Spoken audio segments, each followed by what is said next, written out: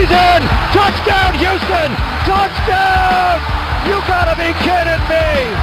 And it's intercepted again, and this place is going crazy! It's that time again. Texans 49ers starts now.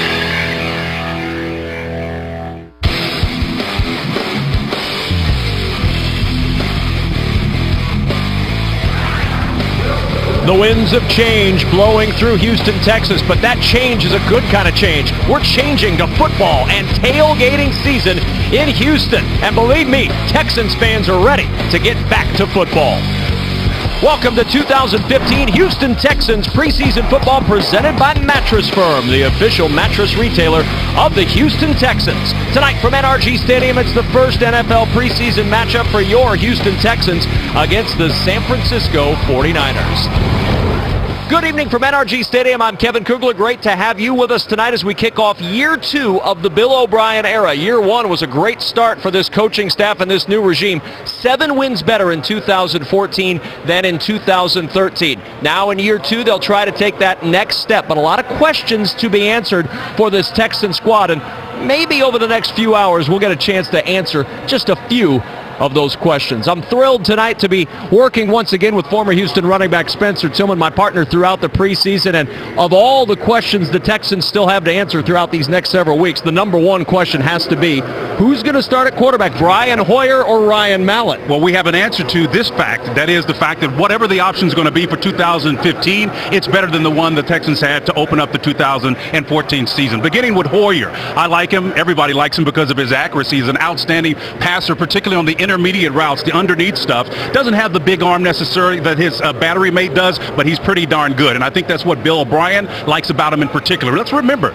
against Cleveland, he had that team on a roll at 6-3 at one point, fell off to 1-3. That prompted the change at quarterback to Johnny Manziel. But I think the coaches really like the fact that he has, number one, the accuracy, the command of the offense and what they're asking him to do, and to top it off, he is more athletic than last year's starter. Well, his competition in this quarterback race is Ryan Mallett. And while Hoyer may have a little bit more as far as NFL starting experience under his belt, one thing Ryan Mallett has, he's got starting experience as a Houston Texan. Yeah, he does, and he's got a big arm as well. He's just got to tame that thing a little bit. Not necessarily as accurate as his battery mate and his competitor.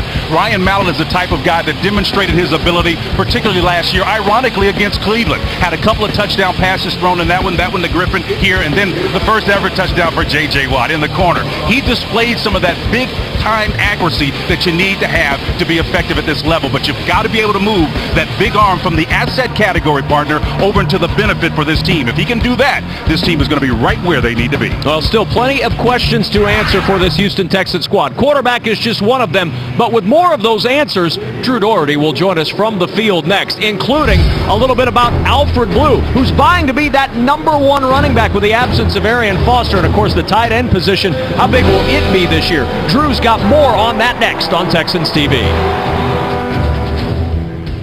This broadcast is brought to you by Reliant, an NRG company, by Mattress Firm, the official mattress retailer of the Houston Texans, by Bud Light, stay in the game and drink responsibly, and by your local Ford dealers. Ford is the best in Texas.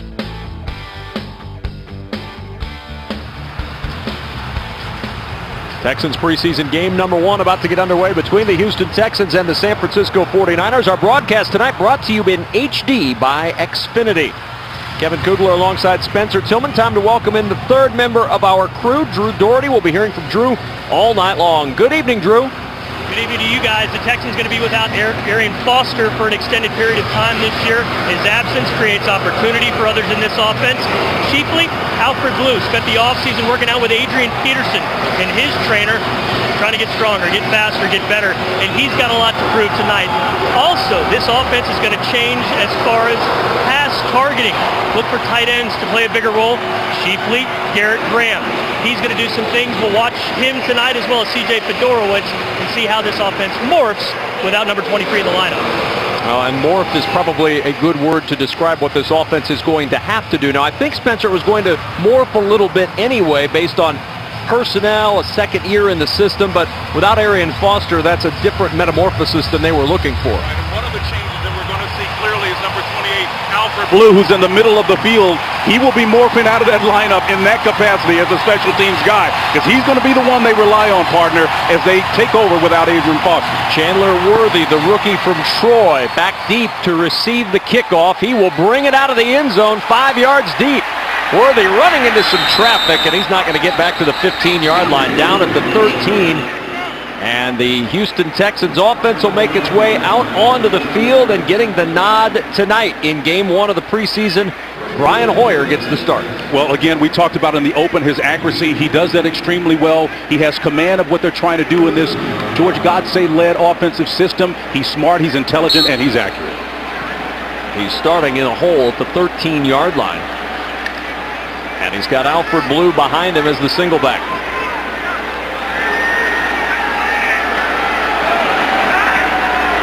On first down from the 13-yard line.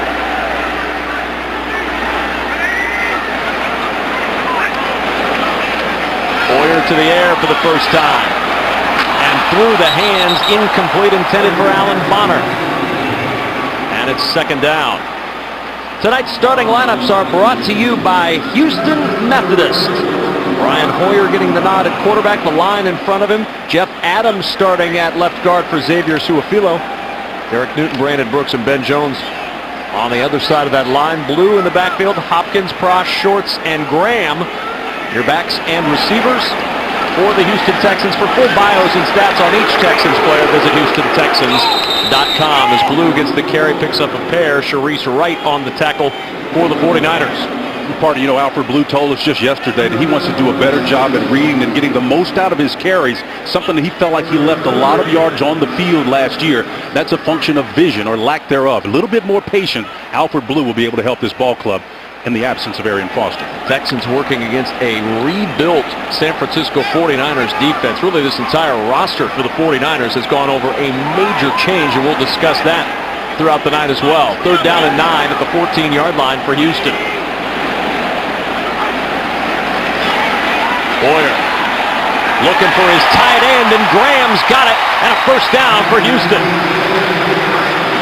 Offensive line did an excellent job versus a 4-man rush. The tight end got out there, Graham did. Nice man-on-man route as he comes to the outside. Just a nice little nod to the outside, placed exactly where it needed to be. Hoyer, that's some of that accuracy we talked about at the top of the show. Garrett Graham's had a good camp, Spencer, and that's a guy they'd love to see restore a little bit more towards form. Last year, just 18 catches, but 2 years ago, 49 catches, and that's more what Bill O'Brien wants to see from his tight end. At the 24-yard line. Alfred Blue the carry. Stumbled a little bit as he turned it upfield and nudges the ball to the 26 for a pair. Yeah, Alfred has got to have a little bit more quickness at the time that he needs it. That was a front that was changed at the line of scrimmage to get to the fewer man side defensively. Alfred Blue got a little bit anxious, tripped over his own feet. We used to say the turf monster got him on that particular play. Otherwise, it would have been Katie bar the door for a nice little yardage game. You played that position in the National Football League. How difficult is the task that Alfred Blue has right now to try to be the guy in place of Arian Foster? Well, I've had to step in for Roger Craig occasionally. Let me tell you, it's no easy task to do it. Second down and 7 at the 26-yard line. C.J. Fedorowicz, the motion man for Houston. Here's Blue. Nice vision. Little pick forward, gets the first down and more, and Blue all the way to the 40-yard line, a 14-yard gain before Tremaine Brock could finally catch up, and that's what people are hoping Alfred Blue can bring. That's right. This is some of that old-timing stuff for you folks out there. Remember who Edgerrin James was. Slow to, fast through. Get to that line of scrimmage, understand the blocking scheme, don't rush it, assist your offensive lineman by letting the play develop, and Alfred Blue did a textbook job on that play. From the 40-yard line, first down. Hopkins and Nate Washington to the bottom of your screen. Hoyer rolling that direction. The pass tipped up in the air and incomplete. Good work on the pressure and the jump by Corey Lemonnier, who's, speaking of roles changing, his role is expected to be a lot bigger with Alden Smith leaving. Well, they have lost so many different players on that defensive front and in the linebacker and core. But again, the pressure will disrupt it. You got to find ways to affect the quarterback. If it's not coming from that linebacker and core, it's got to come from the guys up front. Second down and 10 for the Texans. First possession of the first preseason game.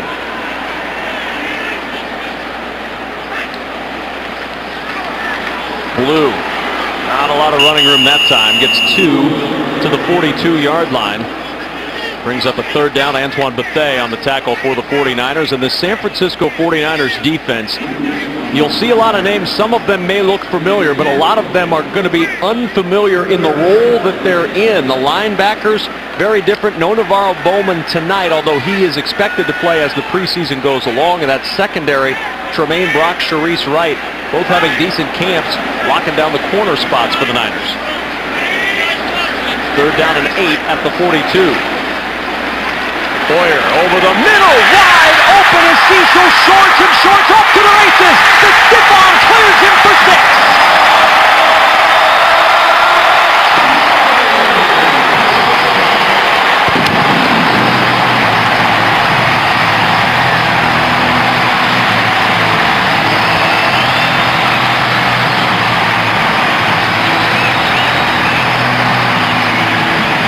Some of the versatility that Cecil Short brings to this team. He can work from the inside slot position. You can see the nice move. He finds the soft spot over the top of the linebacker and in front of the safety and alludes to would-be tacklers for the score. He's going to be a catalytic player in that slot position. And still just learning that slot position. He was a deep threat a lot from the Jaguars attack. And now the Houston Texans are going to say, let's work on our two-point conversion game a little bit here early on. They can't take that for granted this year because Mr. Suckup, Tennessee, missed his. A longer extra point, and the Texans will go for 2. Hoyer to the corner, and battling for it is Hopkins, and he pulls it away. DeAndre Hopkins one-on-one with Sharice Wright, and he just took it out of his hands.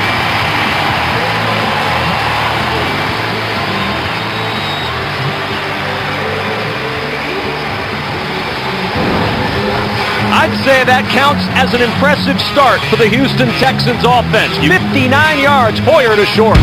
Couldn't have written a better script to put it in play to put this Texans and the 49ers back on their heels on this next possession. A few more of those 8-0 type scores this year in the National Football League with the longer extra point and it, of course, being game 1 of the preseason. Texans opt to go for 2. Capping the 8-play, 87-yard scoring drive. And especially if you have easy success offensively on that first drive, if you can score, go ahead and mount those points. Because I believe, given what happened on Friday night the first time around this NFL season, what happened in Tennessee, Mr. Suckup missing that, an easy try essentially. It was a routine shot. Nobody's going to take extra points for granted. So you're going to be trying to collect as many points as you possibly can on that initial drive. Texans will kick off leading by 8. Back deep, DeAndrew White, and White 9 yards deep, out he comes. A flag is down as DeAndrew White is caught at the 16-yard line. Some rookies trying to make a name for themselves in the special teams game on both sides. And our first word tonight from Jeff Triplett, our referee.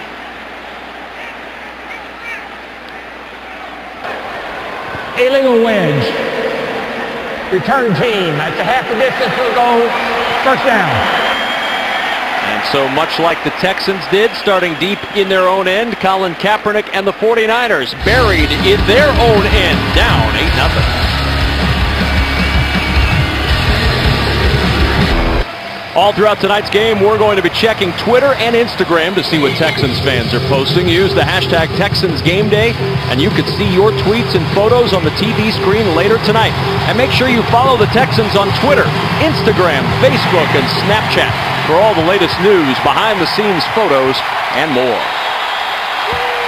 Kevin Kugler, Spencer Tillman, Drew Doherty back at NRG Stadium as we watch the Niners on their first offensive possession deep in their own end at the 5-yard line. Carlos Hyde trying to turn the corner. A flag comes flying in as Hyde is down at the 13-yard line. Simon and Merciless in there on the stop. But we'll hear from Jeff Triplett, our referee, once again. Holding. Offense number 89. Half the distance to go. Repeat first down. That's Vance McDonald, the tight end, starting in place of Vernon Davis tonight. As we look at Romeo Cornell, Jared Crick actually got a chance to pierce the front of that offensive line to disrupt the connection on the front end of that play. And again, that's one of those positive signs you're looking for on this defensive front. So now 1st and 11 after the penalty. Kaepernick from the end zone to the air. Completion to Anquan Bolden, and the veteran all the way out near the 18-yard line before John Simon could catch up to make the stop. And Colin Kaepernick's going to have to get it done this year without the benefit of Frank Gore, who's now having a wonderful camp, sounds like, with the Colts. And Michael Crabtree, a Raider now, takes his 68 catches across the bay. And he's going to have to do it with a totally retooled offense. It's not going to be that conservative style that Coach Harbaugh had last year. It's going to be something totally different. Lots of time for Kaepernick, who's showing off the arm, looking for Torrey Smith, who had a step.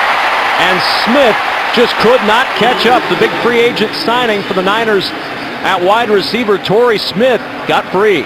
Watching that happen is not a surprise because I went down in the field a little bit earlier. Torrey Smith has been outstanding in training camp all year long. If there's a positive thing that has taken place there in Santa Clara camp, it's been his presence. He's an outstanding long arm receiver that can go up and catch that ball if it's on the mark. 2nd down and 10 at the 18-yard line.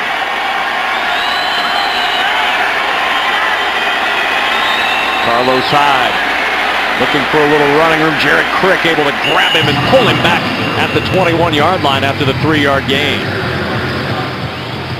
Starting lineup for the San Francisco 49ers. The offensive line, keep an eye on that right side. That's really where it's been retooled. Eric Piers moving into the starting role at right tackle. The running backs and receivers, Reggie Bush, Kendall Hunter, neither one are here tonight. That'll make that look very different in that backfield for the Niners. 3rd down and 7 at the 21.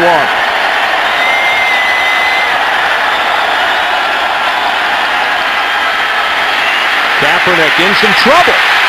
Kaepernick being chased. And Kaepernick knocked out of bounds, threw it away. Did he get out before he was able to get rid of the football? He's out of bounds, I believe, at the 13-yard line. Either way, it's 4th down, and the Niners are going to have to punt it away. And that was a narrative that the 49ers and Kaepernick had to deal with far too many times last year. Over 47-plus times he was flushed out of the pocket. Sacked an unprecedented 57-plus times. He's just been a one after another in terms of the problems they've had to deal with offensively. You saw John Simon at the end of that play. Christian Covington providing the early pursuit. Young man that's had a very good camp for Houston. From the 31-yard line with a flag down, nowhere at all to go for Alan Bonner. L.J. McCray right on his doorstep to make the tackle, and the flag down at the 41.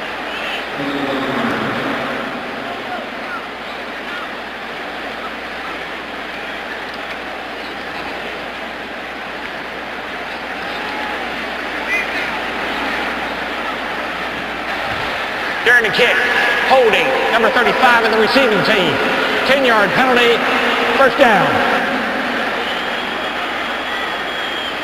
So a timeout after the penalty on Eddie Pleasant. Bill O'Brien's squad up 8 early in Houston. Every day, I have to be the same guy every day. My demeanor, my command in the huddle, I have to go make plays when plays present themselves. I have to take care of the football, and I have to get the team going in the right direction. And an 8-0 lead for the Texans as we welcome you back to NRG Stadium. Ryan Mallett talking about what he needs to do to win that quarterback job. And Spencer Tillman, he's got to get a little bit going now because it's his first opportunity of the preseason. Brian Hoyer's debut as a Texan, very impressive. So we talked about the big arm and all of that in the beginning of the show, but also he alluded to what he needs to do to wrestle that number 1 spot away, and that is to be consistent. The greatest ability is dependability at the quarterback position, because if you're not that franchise quarterback, you've got to be able to at least mitigate risk and limit the opportunities for teams to beat you by not turning the ball over. So Mallett gets his first opportunity at the 22-yard line on 1st down. Finds his tight end Fedorowicz. A strike at the 28-yard line. Shane Scove, first-year man out of Stanford, on the tackle for San Francisco. And partner, this is some of the exciting things that we didn't see last year. A total of 38 catches between the 3 tight ends last year, and we've had a couple of them already. Excellent catches. Fedorowicz, probably the strongest of all of them. He's basically a light version of Gronkowski. Certainly they're familiar with him here. George Godsey and of course, Bill O'Brien. 2nd down and 4 at the 28, and the push up the middle close to the 1st down. Looks like about a yard shy at the 31. Big Glenn Dorsey makes the stop for San Francisco. You know, at practices, you see a lot of power formations out there. That's something that's going to be excellent to watch this team as it matures. Its ability to just pound the ball, particularly with Arian Foster out of the lineup. If they can do that with Alfred Blue in the backfield and have as much success, you can see the success with the wide receivers putting stress across the breadth and width of the field against the defense. 3rd down and 1. Blue slipping out of a tackle in the backfield. He's got the first down. Stepped right through Justin Renfro, who had a shot in the backfield, but Blue able to step through him and get the first. Yeah, and despite the penetration that came from the inside of the line, you can see it some right here. He does stay on the outside and stretch that play and not get too anxious to try to sprint it up inside. You got leakage on the backside. He steps out of it, stays behind his line, and finds an extra yard or two on the outside. Great running. First down and 10 at the 39-yard line. Off play action.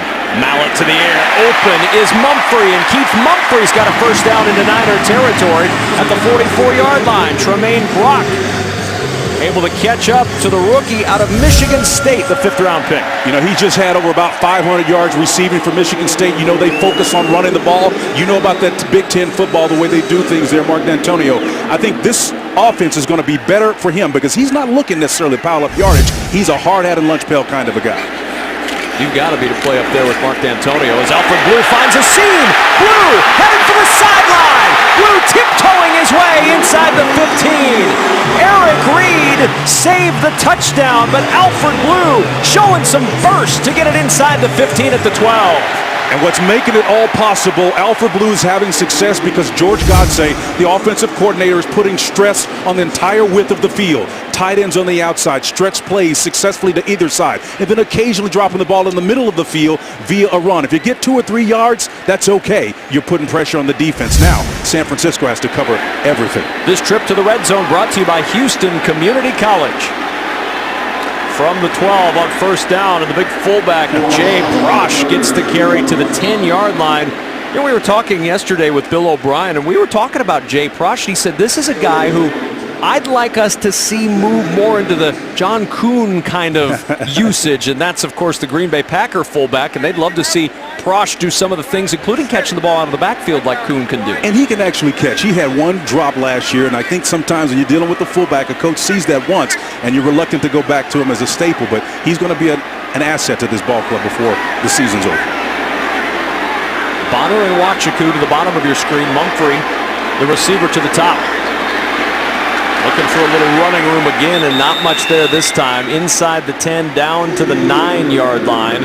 Is that Hilliard? That's Kenny Hilliard, his first carry, the rookie from LSU. You see, there's an example. I see him as a kind of a 4-minute guy, a guy who you can trust with a lead to pound that ball inside. He's strong, he's physical, he's smart. He's going to go downhill. I mean, and so now you bring in your 3rd down guy, who could be a 1-2-3 guy, J.L. Rhymes. Our 1st and 10 line this quarter is brought to you by Verizon. 3rd down and 7. The ball at the 9-yard line. Mallet with some time. Over finds Bonner, and Bonner very close to the first down. Looks like he's about a half-yard shy.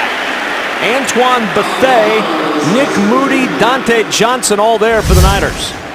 But you can see the bunch formation is always problems. Trying to sort it out, comes off of it. Bonner settles down in that little zone pocket there. You actually had a couple of routes with Mumphrey underneath there. He was an option.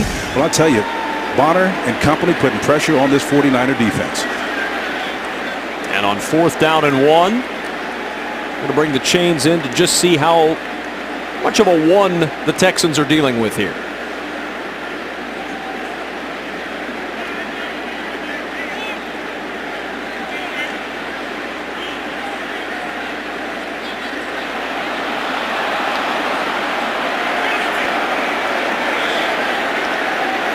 Preseason game number 1, up 8-0. Chance to work on a 4th down play. Absolutely. I think you go for it. I mean, it's early, but you're playing with house money. You feel like you've got their defense on its heels, and I'd say go for it. This is how you build confidence in a line. As you said, there are a lot of familiar faces there, but Chris Myers is no longer in the center. Ben Jones moves over to his natural center spot, but there's some change in that spot up there where you can get some confidence in those guys being able to block in these short yardage situations. So now 4th and short And the Texans are going to go. Prosh and Blue in the backfield. Graham in motion. 4th down. Blue the carry. Got a block, and Blue gets it down just shy of the goal line. Mallett thinks it's a touchdown.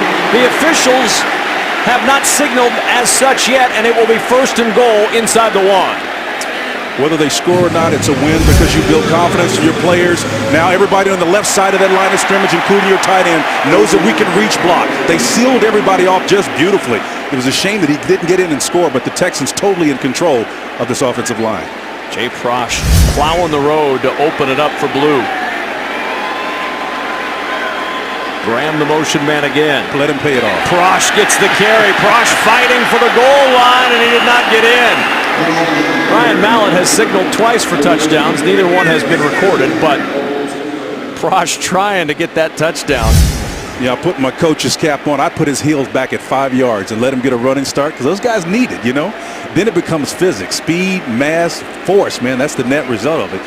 I'd back him up just a little bit and give him another shot. Pretty good shot by Antoine Bethea. First man in there to get the momentum of Prosh going the other way. His heels are back.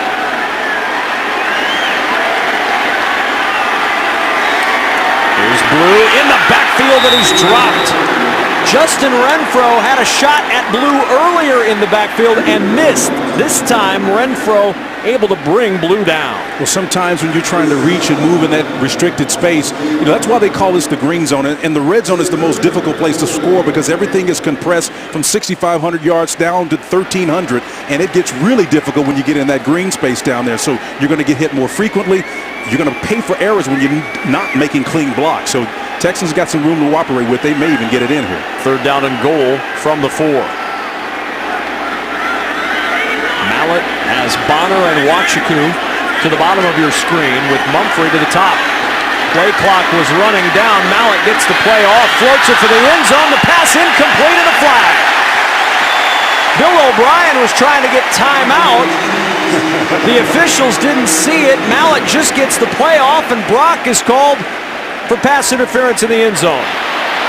Pass interference in the end zone. Number 26. Oh, he placed at the 1-yard line. 1st down and goal.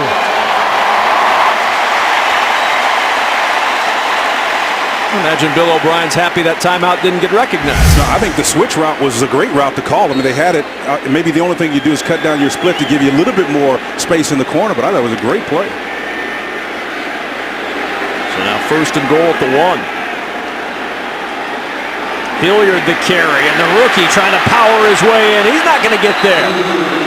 Tell you what, this Niners defense is rebuilt and retooled, but they're doing a heck of a job inside the 5-yard line, holding the Texans out time and time again. And you know, alternately, as you build confidence on the offensive side, the defense can gain confidence as well, stopping you in these situations. There's nothing that will suck the life out of a team quicker than to be denied so close to an opportunity to score. Justin Renfro again in there on the tackle. He split time on the practice squads last year, the Packers and the Seahawks. Here's Hilliard one more time, one more try. Hilliard fighting, and he's not in again. Wow.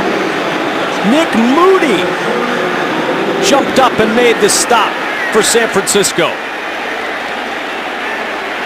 And a little confidence starting to brew on that Niner defensive side right now. Yeah, again, like I said, I'm not surprised at all because when you're able to stop people down here in the green zone, that speaks to something. You don't have to know the guy's number, but if you, as a unit, deny a team that's moved the ball up and down the field on you, it's got to do something for your confidence level. Eric Reed in there as well to help out on the stop on 3rd down and goal. The give again to Jonathan Grimes, and Grimes does not get in.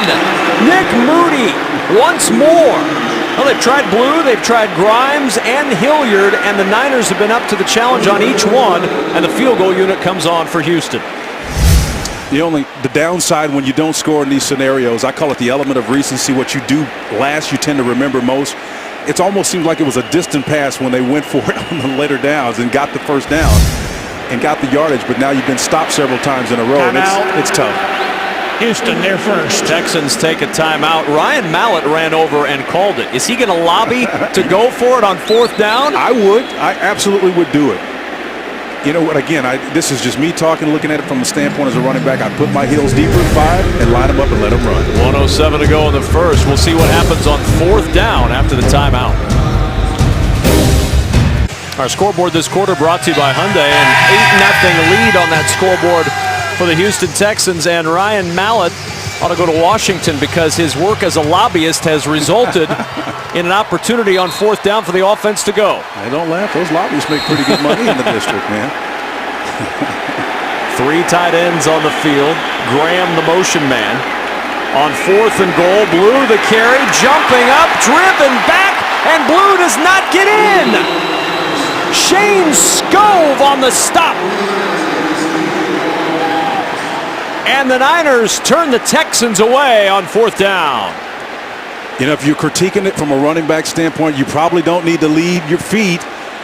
Alfred Blue will learn a valuable lesson down here. You've been pushed back a number of times. Again, keep your feet underneath you because you lose all capability of moving forward.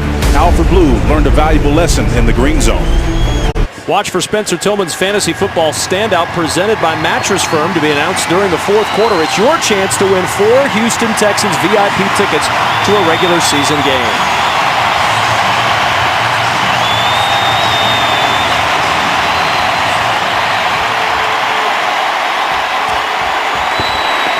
First down and 10, and Blaine Gabbert in now for the 49ers.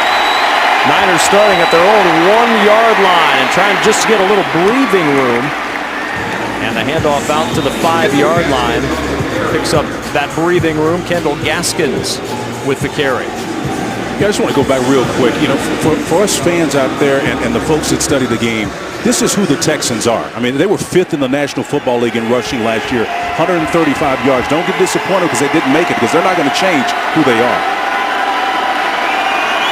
2nd down.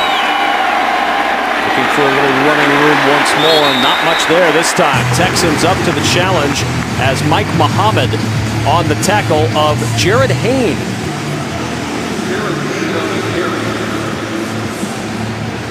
Texans defensive starting lineup. Jared Crick, part of that defensive line. Our starting lineup's brought to you by Houston Methodist. Texans going to have to really get some help from Lewis Nix in the middle because, again, they're going to need some help with that zero technique.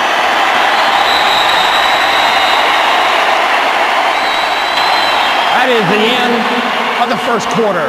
So the quarter comes to an end, and the Houston Texans off to an excellent start with an 8-0 advantage on the long touchdown pass from Hoyer to Shorts to provide a big spark for Houston in the first quarter. We're through 1 quarter of preseason game number 1, and the Texans have an 8-0 lead. A portion of this broadcast is brought to you by Whataburger, just like you like it. By First Community Credit Union.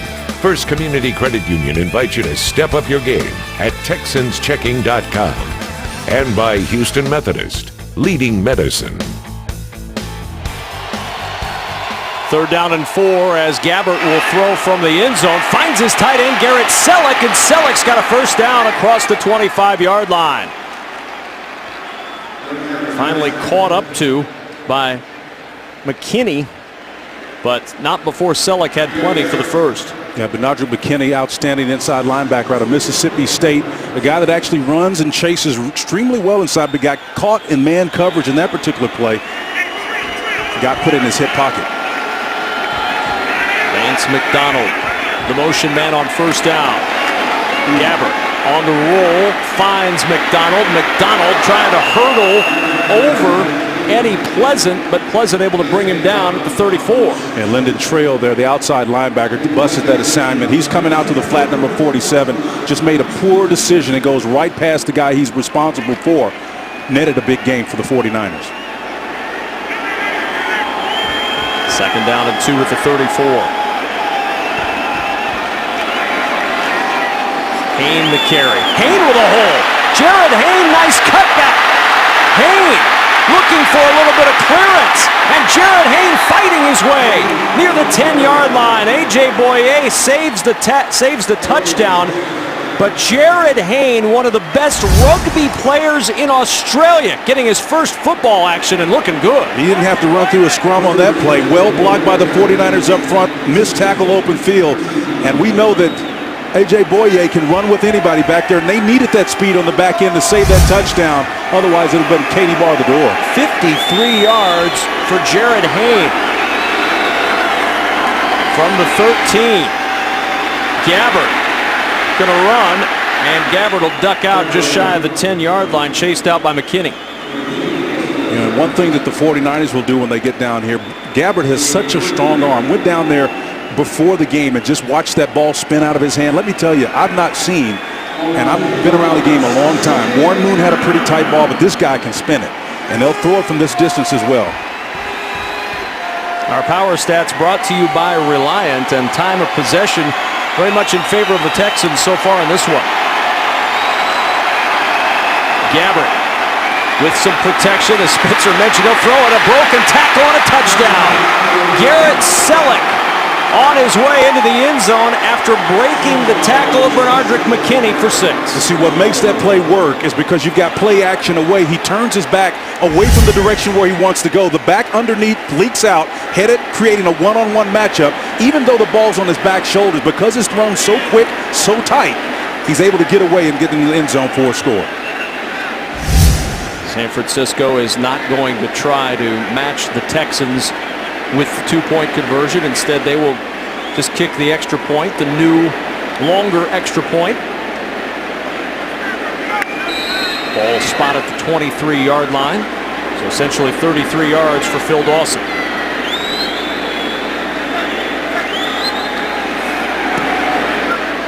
Good snap, good hold, good kick.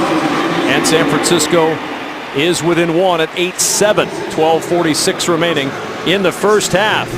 Jim Tomsula's first 49ers team within one on the road. Houston Texans 2015 season tickets may be all sold out, but a few luxury suites still remain. Call 832-667-2160 to learn more about Texan suites and to schedule a tour. Game day in a Texan suite is an experience you and your guests will never forget. Call 832-667-2160 or visit HoustonTexans.com/suites today for more information. You can close a few business deals on those things, man. They are sweet, man. Really unbelievable facilities here. 8-7 Texans by 1 here early second quarter. Bonner from the goal line. Alan Bonner. And down just shy of the 15-yard line. Good tackle by L.J. McCray, who's made a couple of stops on special teams tonight for the San Francisco 49ers. And Ryan Mallett and company will go back to work in this second possession for Ryan Mallett. And the comparison through the career, obviously the edge and start certainly goes to Hoyer. Yeah, I think the thing that comes to mind, this near 15-point differential there in passer rating is significant. Again, not a lot of experience for either one of them for that matter. But again, it's the accuracy of Hoyer that gives him the advantage. Jonathan Grimes, the single setback, gets the carry. Grimes trying to pick his way forward with a flag down, and Grimes stopped just shy of the 19-yard line. Holding, number 67 to the offense. 10-yard penalty. Repeat first down. Now you can obviously see the ebb and flow of the course of this game right now. Correction, half the distance. Because the Texans were denied an opportunity to score, we've slowly seen the 49ers kind of turn the shift back. The Texans have got to break out of this and take the top off this back end of this defense and this beleaguered defensive front. First down and 17 after the penalty on Cody White.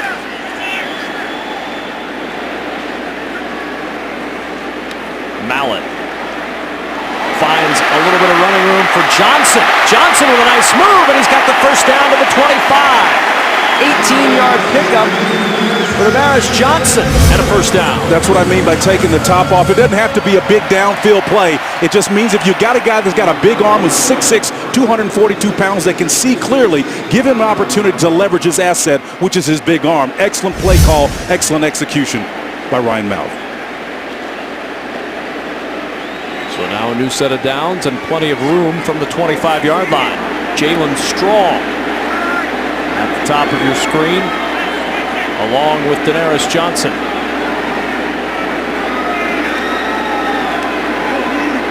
Trying to find somewhere to go, but not much room for Grimes that time. Quinton Dial, the reason why. Dial got to him first, and then a little bit of pushing and shoving afterwards as Desmond Bishop finished it off. Yeah, Quentin dialed in on that play and just locked in on it. It was just a well-read play, and again, sometimes you got to live the fight again, and Texans will have to do that on this play. Well, the plan, at least early with the Niners, is Quentin Dial, they expect to be on the field for the rundowns. Tank Carradine comes in as the pass rush guy, as they've had to retool that defensive line. No Justin Smith anymore in San Francisco. Keyshawn Martin, nowhere to run, as he caught that one and took it just about a half-yard past the line of scrimmage. No jailhouse screen. No blockers, though, in that particular version of it. Keyshawn hadn't had a particularly strong camp. Again, this is that year where you got to get over the hump if you're him and make a difference. That wide out position is very, very deep with talent, as we saw with Cecil Shorts. And you look at the conversion, 3 of 5 tonight, third down. Big third down here, though, from a distance standpoint, 3rd and 9. 4 receivers for Mallett.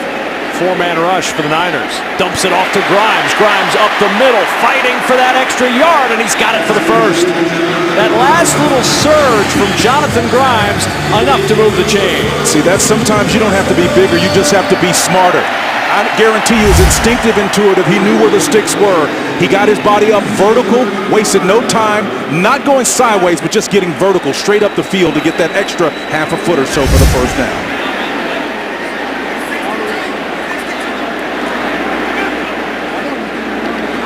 Still with Grimes in the backfield.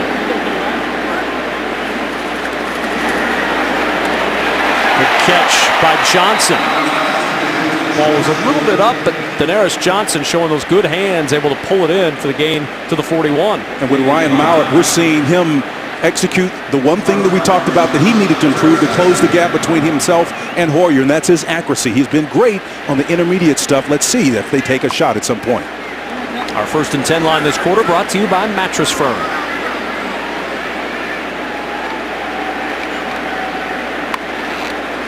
On 2nd and 5, Grimes. Trying to turn the corner, can't get much.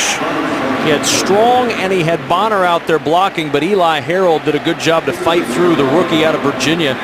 One of the more energetic players on this Niner defense. Harold did a great job of setting the edge, and that's what you have to do. I mean, when you're denied it, you still have to stretch it as a back, but you know at some point in time you're going to have to make a decision to get back up inside, but you won't be going very far inside. You'll have to stay on that outside hip of that end blocker. Strong and Johnson to the top of your screen. Mallett 6 for 6 for 57 yards, and Mallett on the sneak on 3rd and 4. And Ryan Mallett just shy of the first down. Nobody really looking for a quarterback sneak on 3rd and 4. Yep. And it almost worked. Well, that's why you run it. The guy is long. He's 6'6", 245 pounds or so. You know, it's a shot. You know, I know a lot of people won't necessarily agree with that play call, but if they're not expecting it in the formation, particularly if no one's over the center, I call that in a heartbeat. Jared Hayne back deep, awaiting the Shane Leckler punt.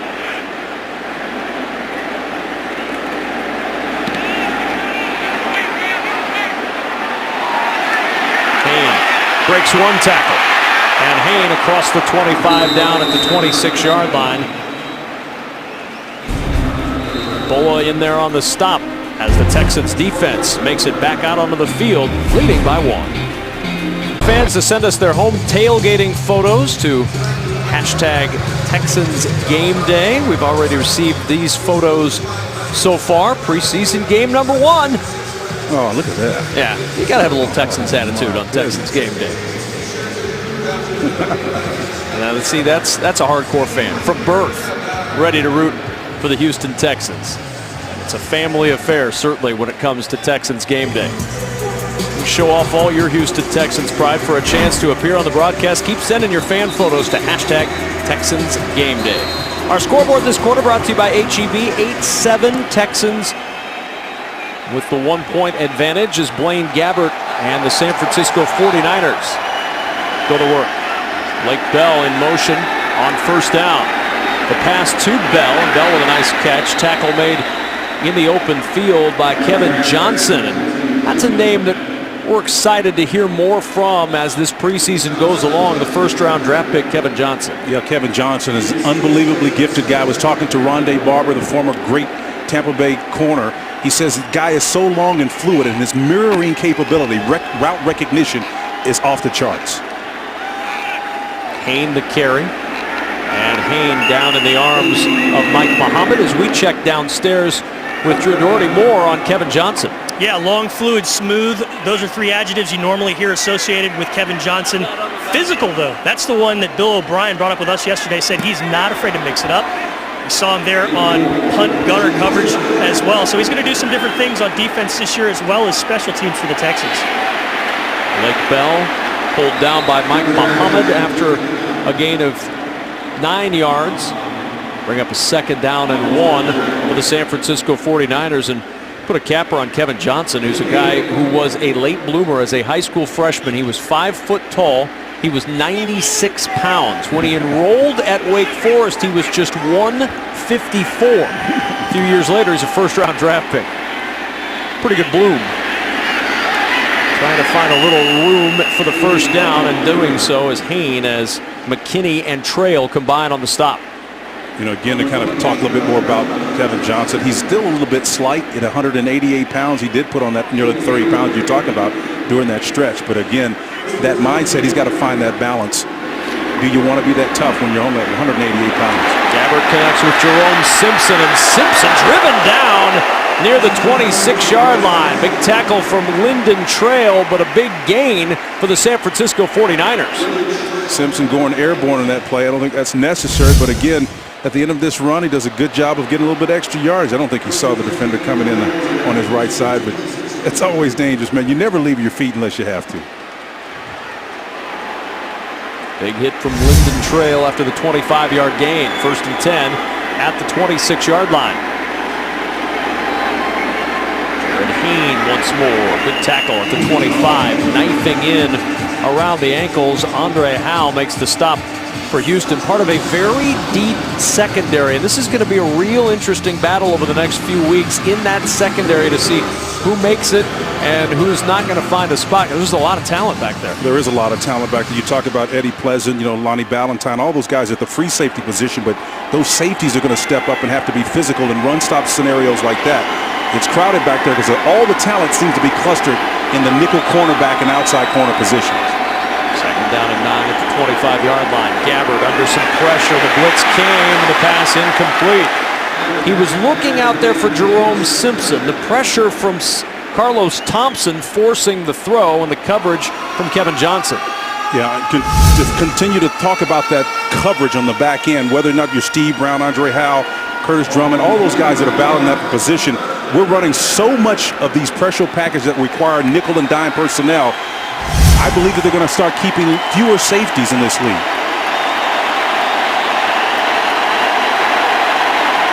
3rd down and 9. Gabbert connects with Simpson, and Jerome Simpson can't get away from Daryl Morris short of the first down. Morris, one of the guys that's battling for position, sure-handed tackle on that particular play to force a 3rd down scenario. The former 49er comes up and makes the tackle. So Daryl Morris forcing the field goal try from Phil Dawson. He was 23 for 28 a year ago. This from 37 yards. The hold from Bradley Pinion, the punter, and the kick by Dawson is good, and the San Francisco 49ers take the 2nd quarter lead. 3:54 remaining in the first half, and the Niners, on the strength of the field goal from Dawson, lead by 2. For Spencer Tillman's Fantasy Football Standout, presented by Mattress Firm, to be announced during the 4th quarter. It's your chance to win 4 Houston Texans VIP tickets to a regular season game. Stay tuned to win. 49ers with a 2-point lead, 10-8 the advantage for San Francisco, and Bill O'Brien's offense getting ready to come back out on the field. Ryan Mallett looks like he's about ready to come out for his 3rd series. Brian Hoyer started, led the Texans to a touchdown and a 2-point conversion. we've seen Mallett the rest of this first half. Well, Bill O'Brien said he wouldn't necessarily advise anyone to read too much into how much any one of them plays. He just wants to go into the game with some sense of what they want to accomplish and pull out the quarterback when they believe they made it. Chandler Worthy had a bit of a crease, and Texans fans here at NRG Stadium got excited for half a second as it looked like he was going to pop through. Dropped at the 25-yard line, and that's where the Texans will go back to work. I still think kickoff return is one of the most exciting plays in all of sport. The return man is like a lit fuse racing to a point to explode, and it could happen any time, man, any moment. That's something that really plagued the Texans last year, 29th in the National Football League in kickoff return yards. That's a big area of emphasis throughout this preseason for the Texans. Who is going to step up and provide some spark in their return game? 10-8 San Francisco with 3:48 remaining first half. Ryan Mallett in this first half. Spencer Tillman, what do you see? Well, I think he's done everything he's been asked to do, even through some trickery in there with a little sneak. He's shown you some accuracy on the out. That's man coverage. That's a dangerous throw if he's not on the mark. So again, the accuracy being showed. Able to hand it off to his backs, working it on the paint on the outside of the corners with the smaller, more athletic guys. I think he's done an admirable job so far. He's back to work from the 25-yard line, first down and 10. Jonathan Grimes, the lone setback. Texans down for the first time tonight.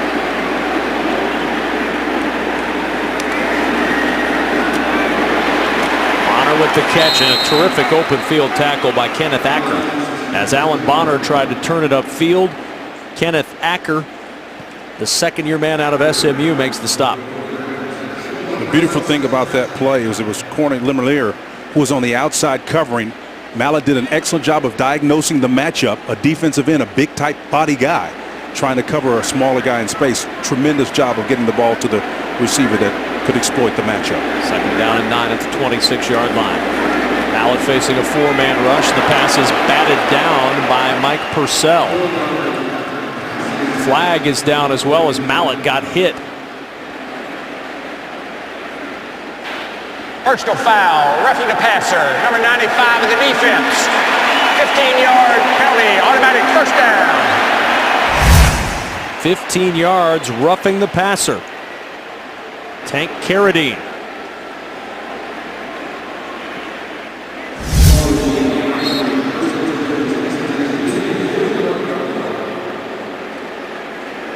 So out to the 41-yard line and a first down.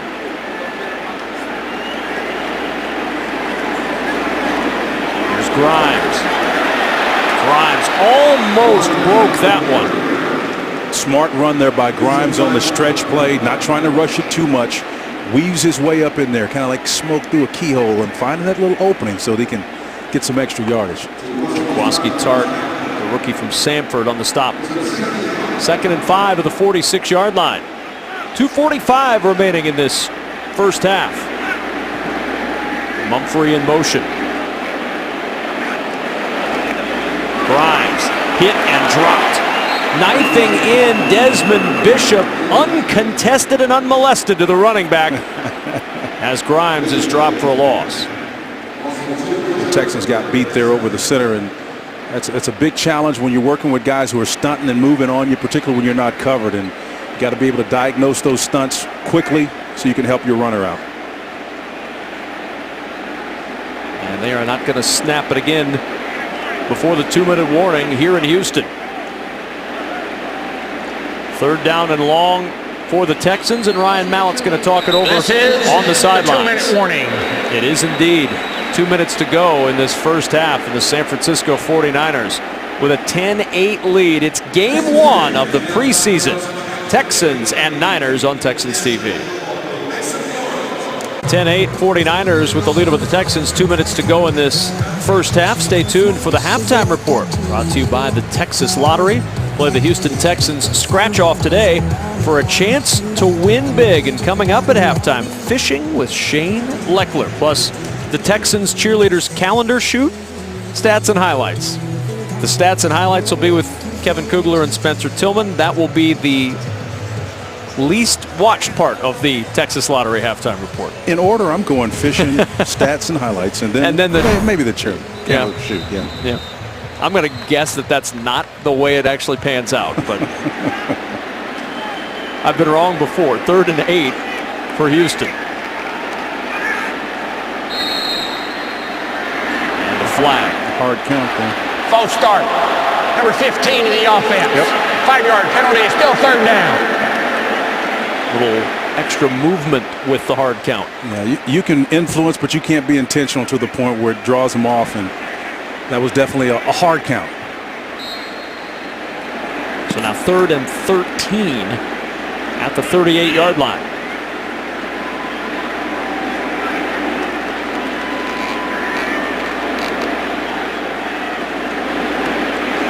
Mallett under duress, tried to dump it off to Grimes.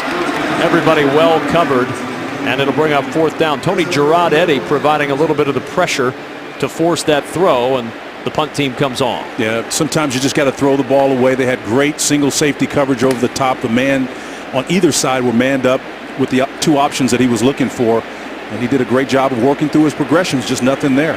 You know, they pay those guys a lot of money to stop you from doing what you've been coached to do. Jared Hayne back deep awaiting the Leckler punt. Good hang time. Hayne from the 17. Hayne at the 20-yard line. Hayne out of bounds at the 30. Jared Hayne has been impressive in his first football game. A longtime rugby player, now with the Niners. He just drew Chris Pokel's trying to make this team. He needs to be good on special teams and make a sure-handed tackle. The 2015 Houston Texans Running of the Bulls 5K run presented by HEB is Sunday, September 20th at NRG Park. The 5K and Toro's Kids 1K presented by Texas Children's Hospital will finish on the floor of NRG Stadium as fans will run through the Texans Bowl Tunnel just like your favorite Texans players do on game day. Be sure to secure your spot today before prices increase on Monday. Visit HoustonTexans.com to register now. I'm in if they fire up the propane torches. Oh my goodness. You can feel that heat at the top of the stadium when those go.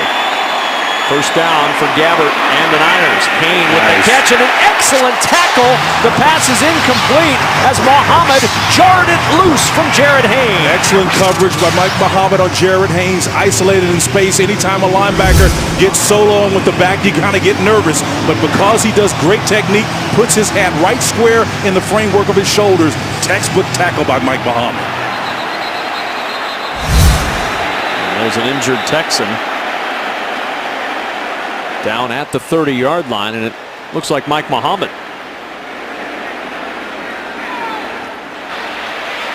Inside of 2 minutes, an injury requires a timeout charged to that team. It'll be the 2nd timeout for Houston. I think he just got a cramp. I think he's going to be fine, and shake that thing off.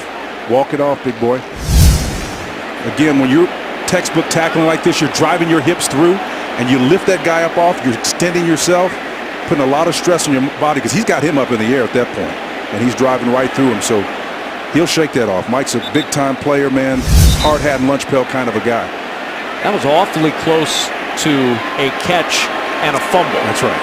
Very close. Mike Muhammad, an excellent play. One of the rules, and perhaps we get a chance to talk about that later, ground can cause a fumble. 2nd down and 10 at the 30-yard line. Gabbert with time. Now the pocket collapses. Gabbert in trouble. Tripped up and down at the 30-yard line. Tavita Finau, the first-year man from Utah, trips up Gabbert. Finau says, here now, you're not going anywhere. He pulls him in and pulls him down. Great job of dissecting what's going on and reading, reacting. Finau with the arm over with just a 4-man rush. Houston, their 3rd and final charge, timeout. It'll be 30 seconds in length. Reset the game clock to 1-2-7. 1-2-7. Finau with an excellent job of knowing what's going on behind him. When you're rushing just 4, that means you've got to play with integrity.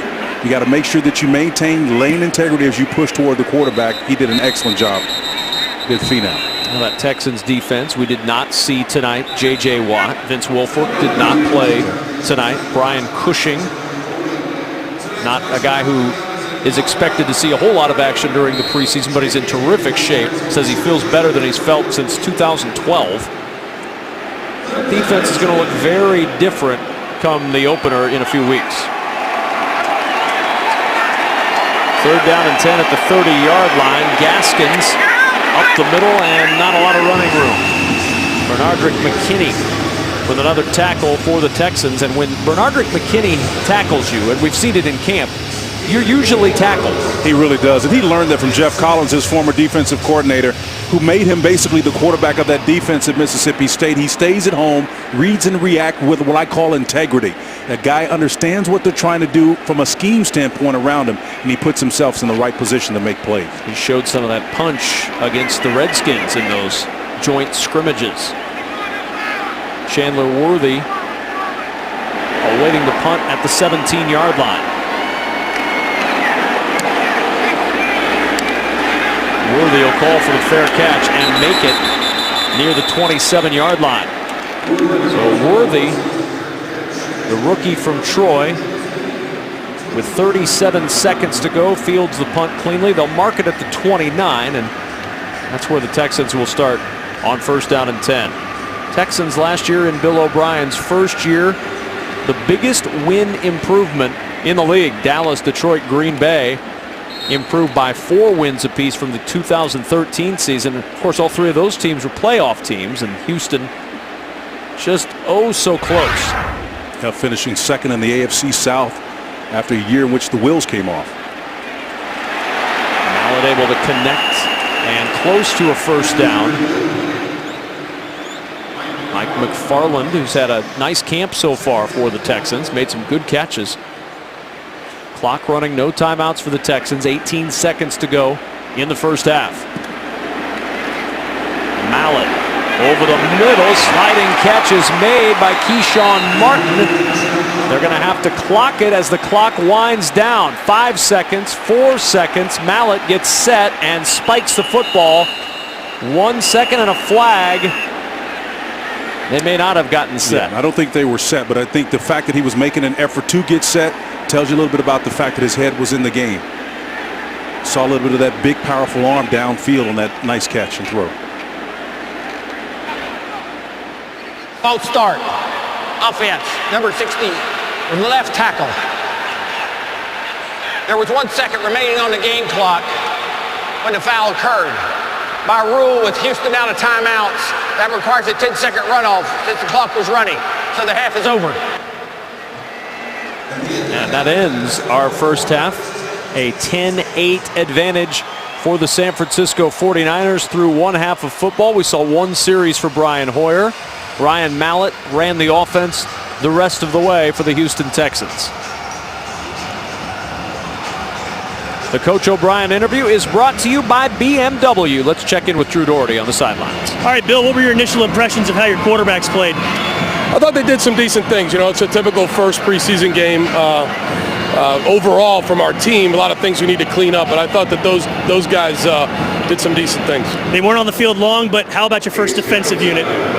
You know, they went out there and held them pretty decent. Again, you know, we're trying to get a lot of guys some reps here, and we need to clean up, you know, some of these mistakes we're making, but I think these guys are playing hard, and we'll go in at halftime and talk to them about some corrections. Thanks, Bill. Yep. Guys. All right, Drew, thank you very much. That is going to wrap up our conversation with Bill O'Brien and wrap up our 1st half. At the end of 1 half of play, the 49ers have a 10-8 lead over the Houston Texans.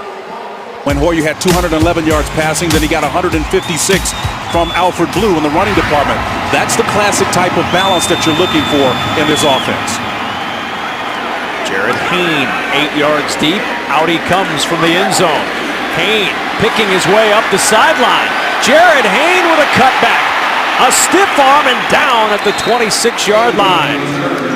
The tackle by Stevie Brown for the Houston Texans but a pretty impressive kickoff return by a guy who's becoming a real interesting story in this preseason, former rugby player Jared Haynes. Well, he's phenomenal. Even though he runs vertically, you see how vertical he is? If you're not properly set up and you're trying to reach and grab a guy, you're going to get that arm stuck in your face. You got to be sure-handed, put your hat across his body so you can utilize leverage to make that tackle. Blaine Gabbert and the Niner offense from the San Francisco 26-yard line. The give to Mike Davis. Davis trying to pick his way to the outside, but he runs into Max Bullock for the Houston Texans along with Justin Tuggle. Stevie Brown did an excellent job, despite his size, of setting that edge so he couldn't get around it. Excellent job defensively. Mentioned Justin Tuggle's name. That's a guy that Bill O'Brien said over the course of this week has really started to pick up his game a little bit through camp. He's got great lineage, clearly, and that's a big asset, having the ability to make plays. Second down and 8. Again, Davis trying to turn the corner. A flag is down. Davis to the 35, upended at the 37-yard line by Darrell Morris. There's a flag down at the 27.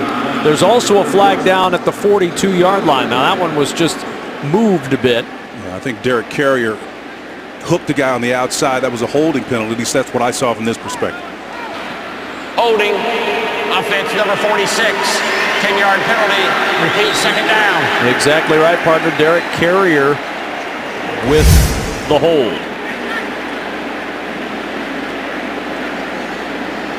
He's got his hand on the back, and anytime you obscure that number, they're going to catch you every single time. And the dark jerseys make it easier to see. Carrier got his hand on the outside and got caught. March that all the way back to the 18-yard line, where it's now 2nd and 18. See if this Texans defense can keep the Niners in this hole. Mike Davis with Gabbert to the backfield.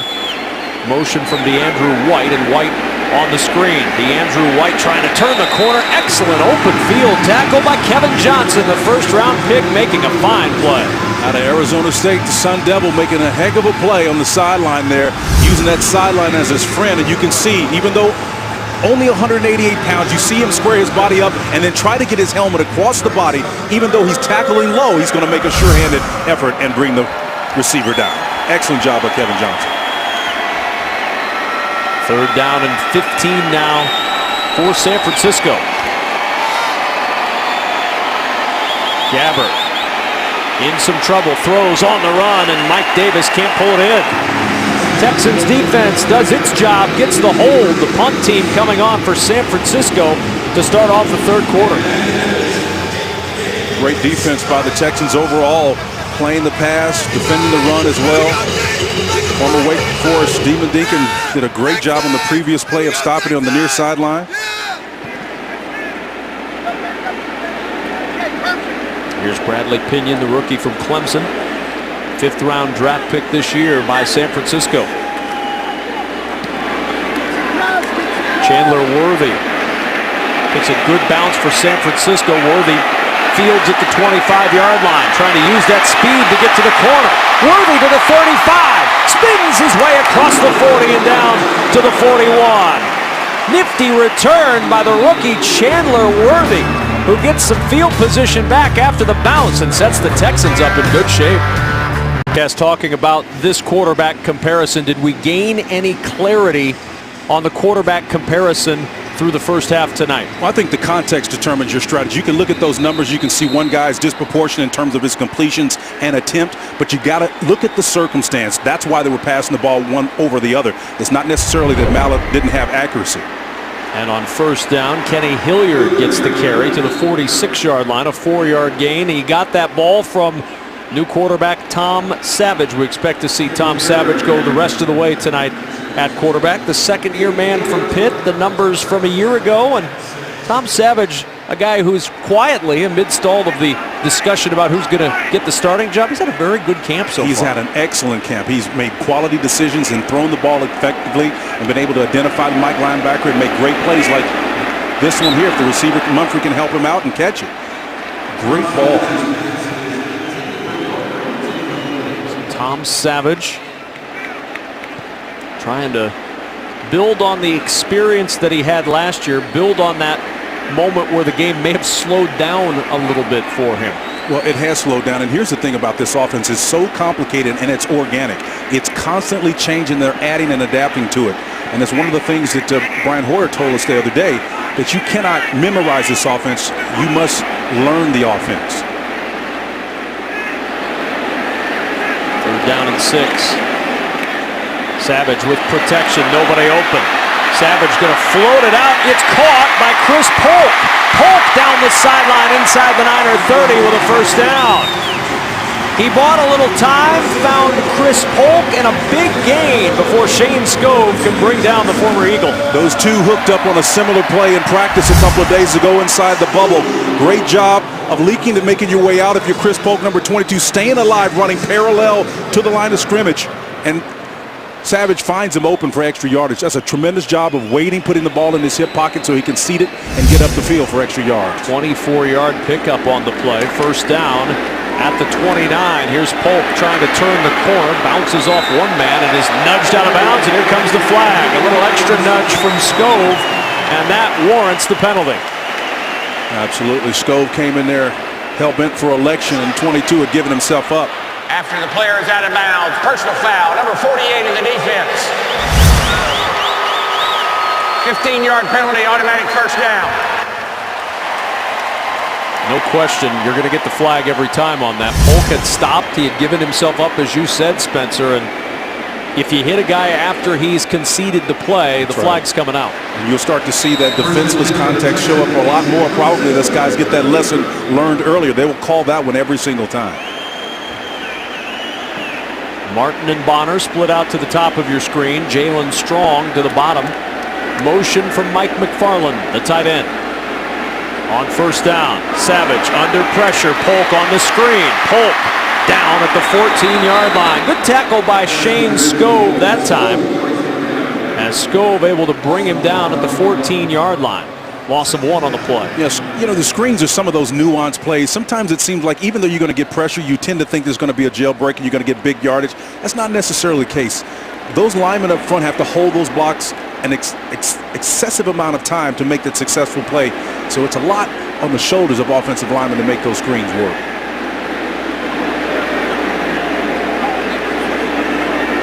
McFarland, the motion man, on 2nd and 11. Polk up the middle, picking his way to the 10-yard line and down after the 4-yard gain. So that's a good piece of running right there. In traffic, you know, being able to weave through that guard tackle gap and find a couple of 3 yards. That's a fine job of running in that tight area. Tank Carradine a little slow to get up for the San Francisco 49ers. He'll make his way to the sideline. I think it was last year when Chris had a good game against the Eagles, had 50 yards in that contest, and even though it doesn't seem like it was big yardage, but they saw him run in similar situations like that. That's what gave Bill O'Brien the sensor to bring him in for a look-see. Third down and 7 at the 10. Savage to the end zone. Jalen Strong with the adjustment and the touchdown.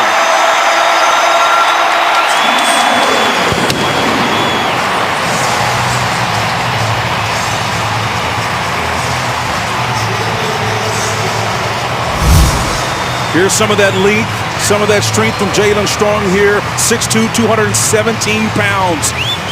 Going and getting that contested ball, scoring for his quarterback. And in watching him in practice, let me tell you something, this guy's a freak of nature. He's got uncanny ability to catch the ball in space, came in a little bit heavy doing OTAs, got behind a little bit, had a hamstring issue to deal with. Obi put him in his place, and he's since turned things around. This guy is going to be one of those players vying for position at that wide receiver spot. Randy Bullock on for the extra point, and that kick is good. 15-10, the Houston Texans regain the lead. Jalen Strong picked number 11 because 10 other receivers were drafted ahead of him. That chip on the shoulder. He's playing with it tonight. He's got 6. Our fans earlier to send us their thoughts about the Texans on Twitter using hashtag #TexansGameDay, and we've gotten a lot of tweets so far representing the Texans in San Francisco. Texans in San Francisco, another good hashtag there. Hard Knocks must have read my blog, getting more Brian Cushing mic'd up tonight. Good idea. Very good idea. Keep those tweets coming. Hashtag #TexansGameDay about your Houston Texans. Then keep watching to see if your comments will air within our telecast.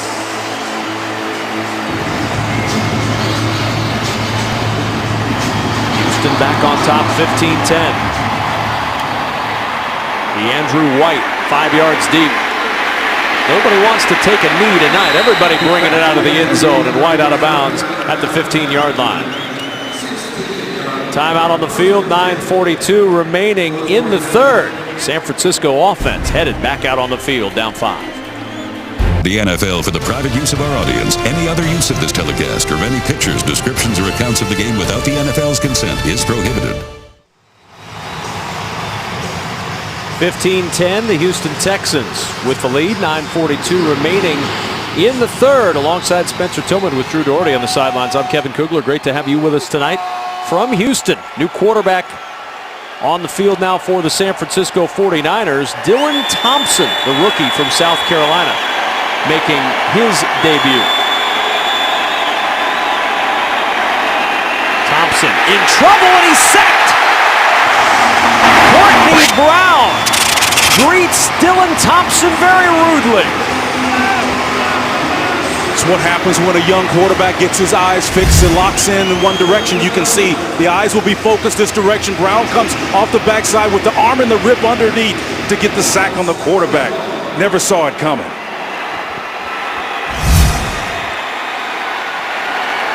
Second down and 17.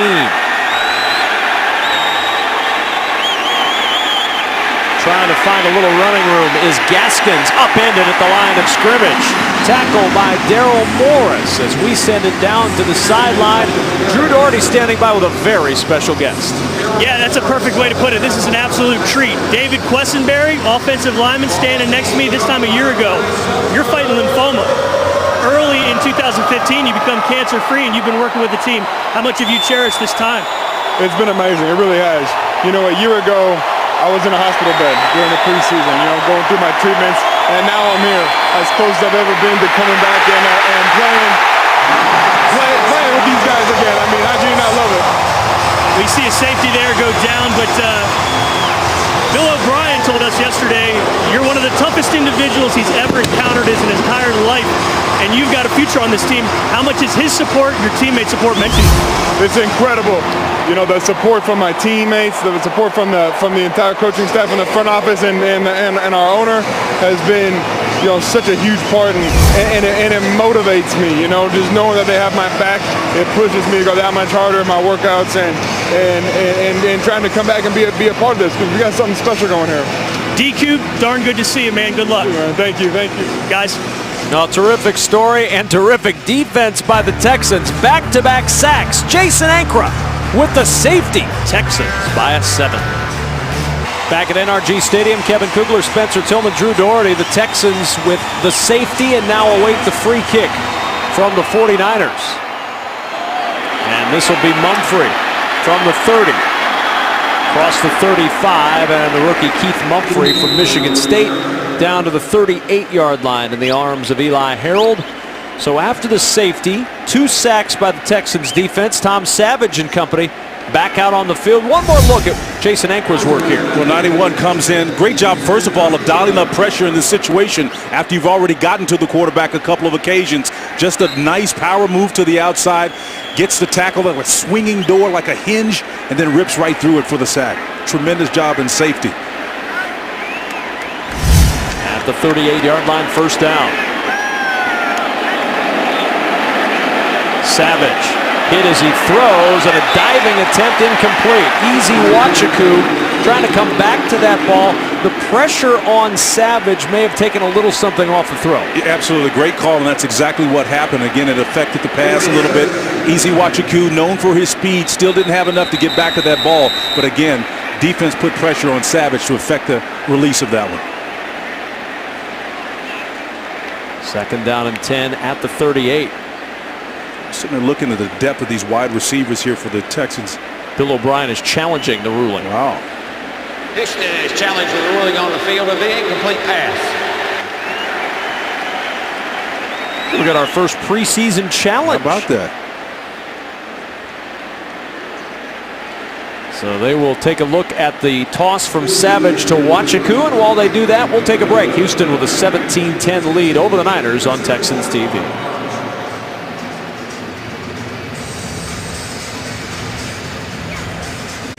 Our scoreboard this quarter brought to you by your Houston area Mazda dealers, with the Texans leading 17-10. Our referee, Jeff Triplett. After review of the ruling on the field stands, Houston is charged their first challenge and their first timeout. Well, and we had the chance during the break to look at these replays, and this is not a surprise that it stands. Yeah, because it's not perfectly clear. Again, it's not indisputable. When the ball leaves his hands, it's clear to me from this angle that the ball was between his arm and his body. But again, if it's not conclusive, they're not going to reverse that call if it's not called that way on the field.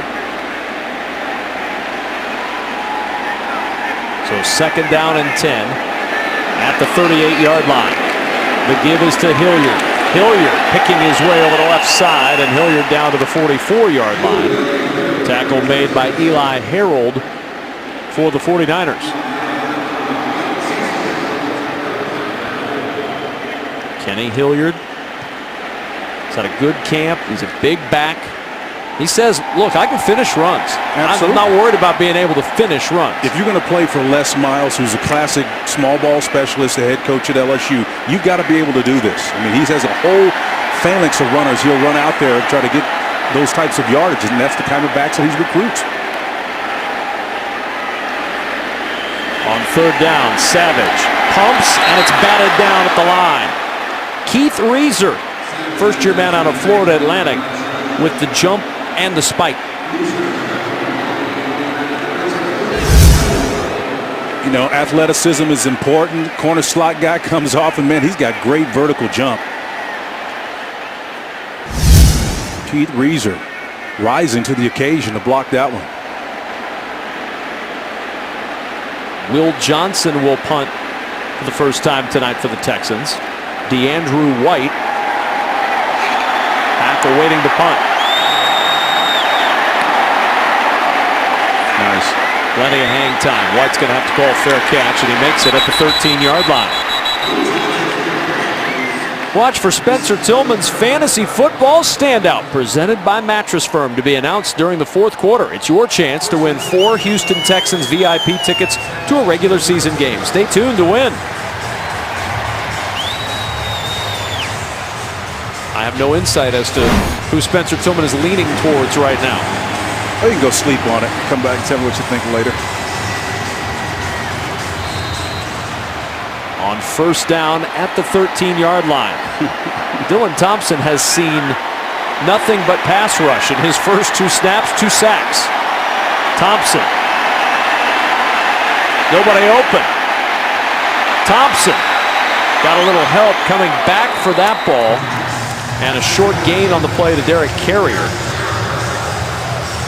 And it'll bring up 2nd down. That was Curtis Drummond defending on that particular play for the Texans. He did a nice job of finishing it off, but behind him there was absolutely nothing. Absolute blanket coverage on the back end for the Texans. So when they bring pressure, they're doing it with integrity, not giving up any open receiver.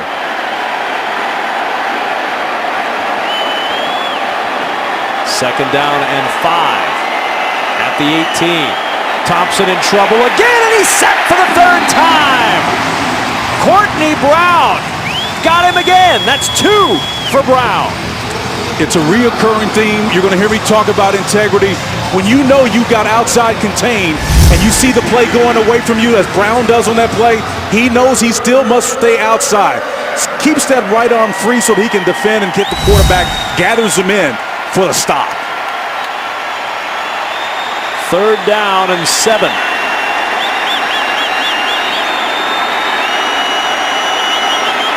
Thompson under pressure. Incomplete. And that pressure again from Courtney Brown, who's been unleashed. He really has, and he knows he's got containment on that particular play. He wasn't free to come unless the ball was released away from him. He put pressure on late in that circumstance. Again, playing with integrity. The play is going to go out the opposite direction to Brown where the pressure came from. Again, the pass was thrown, the receiver falls down, complicating the play, but the Texans played excellent defense on that series. Bradley Pinion to punt. Alan Bonner, the return man for the Texans. Bonner, this is returnable. Bonner across midfield into Niner territory, and Alan Bonner sets up the Texans at the 47-yard line of San Francisco.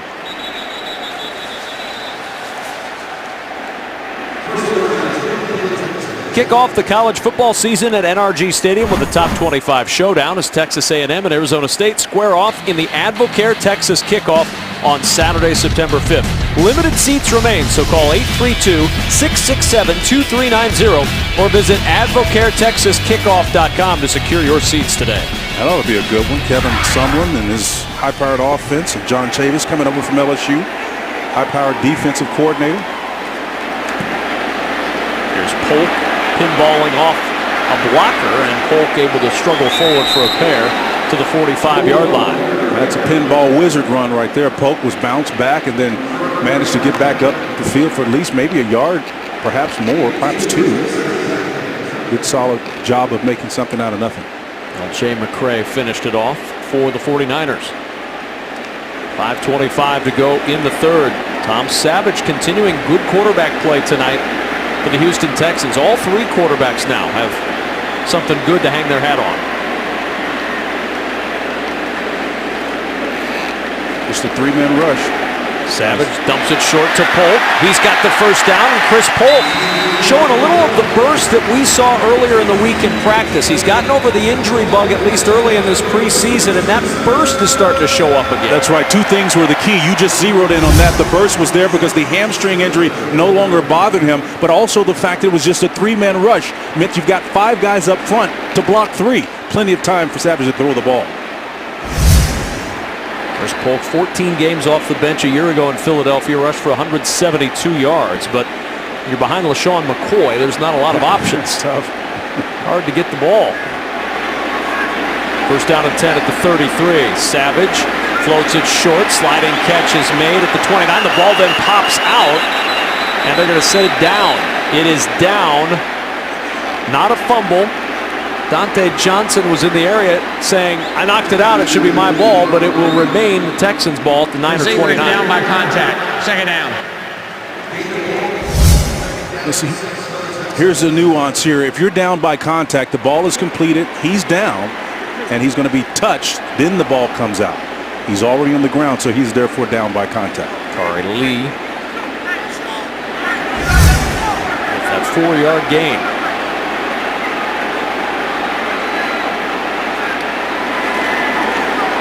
Polk on the delay.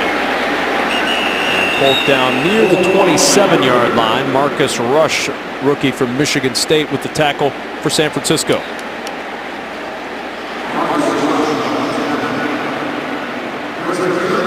Third down and 4 for Houston.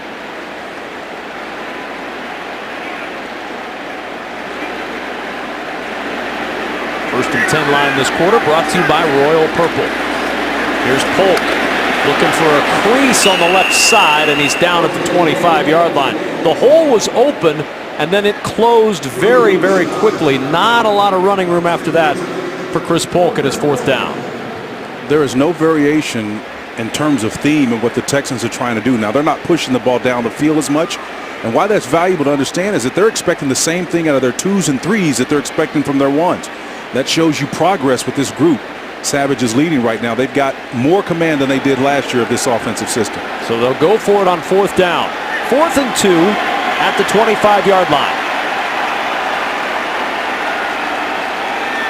Play action. Savage chased. Savage throwing on the run, and it's incomplete. Craig Dahl was providing the pressure on Savage, trying to hit Keyshawn Martin. He couldn't connect, and the Texans turn it over on downs.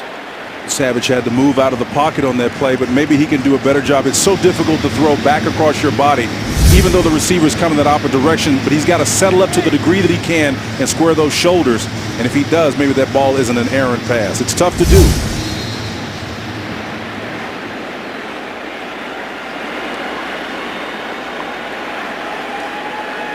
Motion from Asante Cleveland on first down.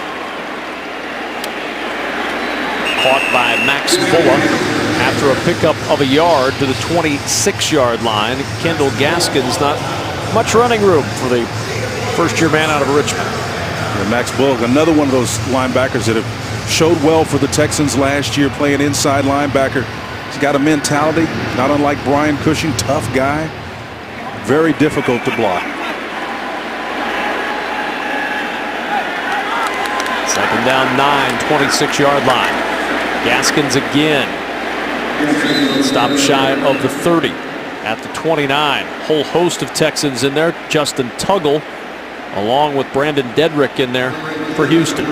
Good to see Lewis Nix in the mix there, shaking off the various sundry injuries he's had to be a contributor on that defense, and they're going to need it because Vince Wilfork getting a little long in the tooth, still very productive, very athletic, but Lewis Nix can help him at that zero technique. They're down and 6 at the 29. Dylan Thompson to the air. Asante Cleveland with the catch. Good tackle, but did he go back behind the first down marker? Yes, he did. He sure did. And Curtis Drummond makes the stop short of the first down. He had it, and then he gave it back. Yeah, absolutely. And again, he wasn't going back as a result of somebody pushing. He went back himself. On 4th down and 1.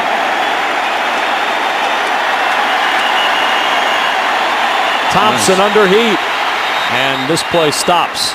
Timeout was taken by San Francisco. That was a good timeout call. Timeout. San Francisco, they're first. Please put 52 seconds back on the game clock. It'll be a 30-second timeout. Houston Texans kicking off the preseason tonight. Next week we're back with you from right here at NRG Stadium as the Denver Broncos come to town. August 30th, a trip to New Orleans for a nationally televised game. And then they wrap the preseason September 3rd. Houston at Dallas, 7 o'clock, right here on Texans TV. Get a chance to see old friend Gary Kubiak. That'll be fun. You talk about running backs. You know, Houston certainly has had his issues with Arian Foster and Anderson there. And Denver Broncos got some problems with their top runner as well. It's not just here. It's everywhere. So after the timeout, the decision is made to punt the football. Chandler Worthy back deep for Houston.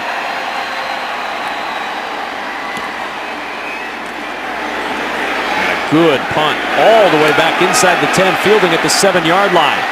Worthy to the 10. Worthy, a little hesitation, gets to the 20 and out of bounds across the 25-yard line. You see why Texans coaches like this young man. Yeah, you know why they like him? Because he is patient and he allows people to funnel down. And when they commit, as they continue to come down the field, everybody's trying to funnel to come down to a point in the middle of the field. He allows them to do that and then bounces out. Those defensive linemen, linebackers that are covering out there don't have the athleticism to change direction. Worthy alternately does, but you got to bait him in there to break down before you put the juke on him. A 57-yard punt and a 20-yard return by Worthy.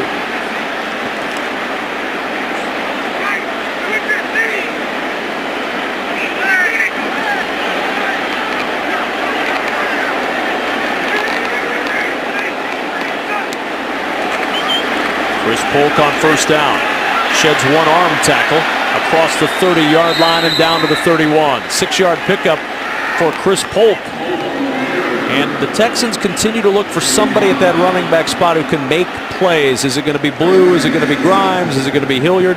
Or is it going to be Chris Polk? Somebody's got to step up in the absence of Arian Foster. You know, Eric Armstead is a pretty good defender, and Polk just ran through that arm tackle there. That's what you're looking for. When you go back and you look at the tape, you say, who was it you just ran through? You got an offensive lineman blocking a pretty good guy, but our back just ran right through him. Excellent job of running. And we have reached the end of the third quarter. I'll let Jeff Triplett tell you. End of the third quarter, 17-10. The Houston Texans looking for win number 1 in preseason game number 1. And so far, so good for the Texans as the pass rush provided a little spark in the third.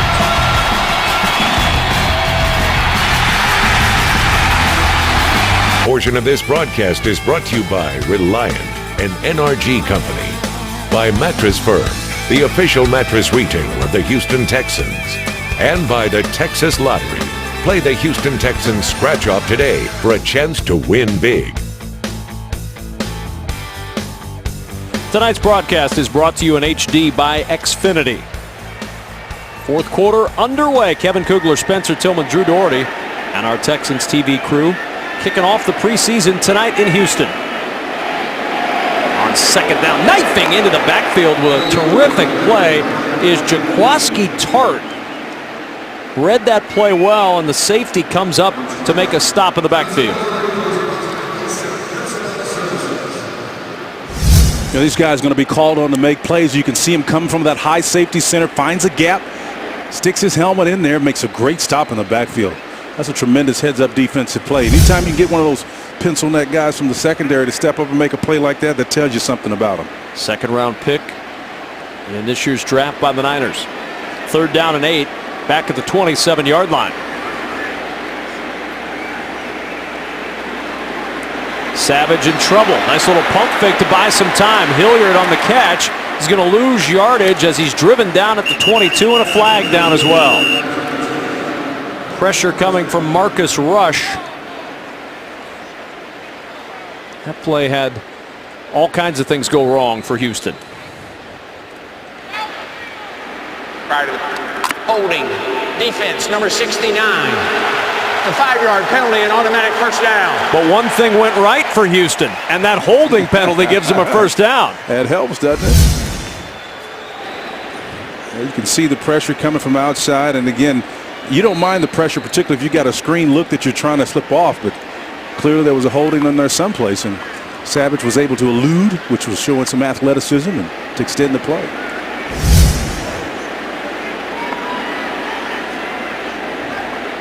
McFarland in motion on first down from the 32-yard line. Hilliard bowls his way across the 35 to the 36. There's Eric Armstead again, the rookie from Oregon, who makes the tackle. You know, we talked about Hilliard in goal line scenarios, but I really like him too in the middle of the field because he runs with intention. You can see there's a little bit different pace. As long as he's going north and south, he's going to make some plus yardage. If you're trying to protect the lead, this is the type of back you want in the game.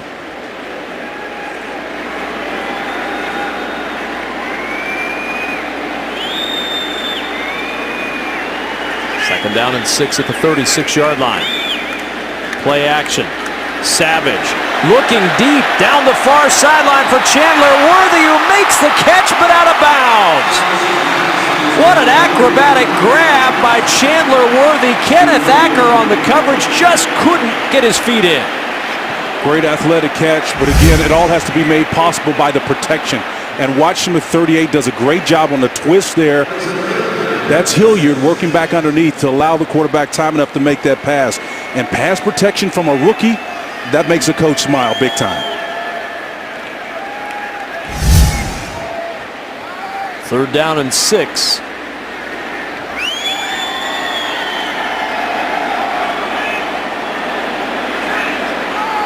Savage looking for Labhart, who gets it off the deflection. Travis Labhart losing the ball then at the 49-yard line. And Labhart able to pick it up in that pile. Made a great catch, then had it pop out, able to grab it, and it's a first down. He's one of the favorites. You know, he's one of those guys you can't help but root for. Nice job on the out route there, the concentration to stay with the tip ball, but you got to finish it off. Seat that ball and get upfield. And on first down, Hilliard stopped at the line of scrimmage by Marcus Rush. And Travis Labhart, who spent the year on the practice squad a year ago, he had a very good camp last year. Guy that was a lot of the talk of the 2014 training camp. Spent the year on the practice squad, and that's his first opportunity tonight. Now, I hate to make this comparison. I know somebody's going to pull it out of context. What I'm saying is he reminds me of a Steve Largent type guy. Undersized. He's not an all-pro. That's not what I'm saying. But you love to root for him because he's understated, good guy, going to work real hard every single play. Labhart with the catch again, and Labhart with a first down. I can hear it on Twitter now. Yeah, you can hear it. Spencer Tillman just said Travis Labhart is a Hall of Famer. Yeah, there you go.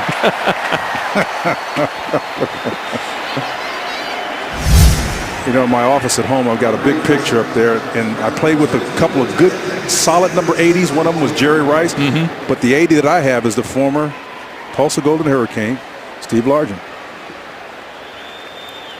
Labhart with the first down after the catch. 2 catches on the drive for the Texas A&M product. First down and 10 at the 40-yard line. Big hole for Hilliard, and Hilliard is driven down. Big hole and a big stick from L.J. McCray. Oh, my. Well, as they say in the hood, brother, they hit him like he stole something, but he was coming through there. Was Hilliard low, running with pad level about as good as you could. Again, the former LSU Tiger takes the shot, but he hangs on to the ball and gets big-time yardage. That's an introduction to the National Football League right there. That's a watch pocket shot right there, man. Hilliard popped right back up, though, and is right back as a single back. Gets it on the delayed handoff, and Hilliard down. Ran into Shane Scobe and Keith Reeser. Maybe back to the line of scrimmage. See, with a back like Hilliard, you can suck the life out of a defensive unit. You're just moving the ball down the field. You don't need your quarterback to do anything, and Bill O'Brien has got a special tool in that kid. I mean, he's a young player, but if he can keep his head on straight and understand his role, he's going to be a big asset with Arian Foster out of the mix.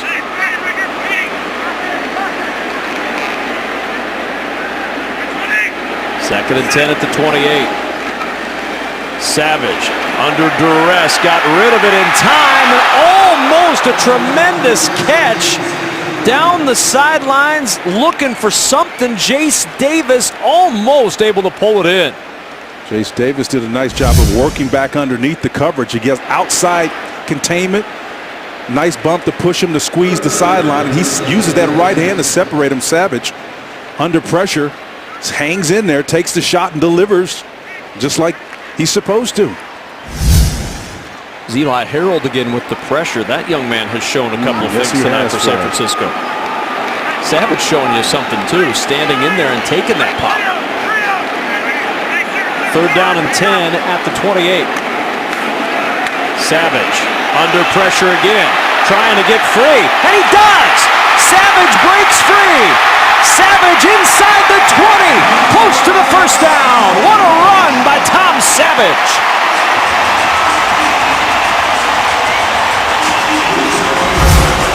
Savage looking like Fran Tarkenton, old school on you. Slipping through there, darting, turning that shoulder up, protecting the ball, pulls it inside, and then seats it in the outside hand. How about that? That's running back etiquette right there, man. Put that ball in the outside hand to protect it from the sidelines. That's good stuff. Now, did he get the first down? That'd almost be the cherry on top of that run. One link? Just a link short.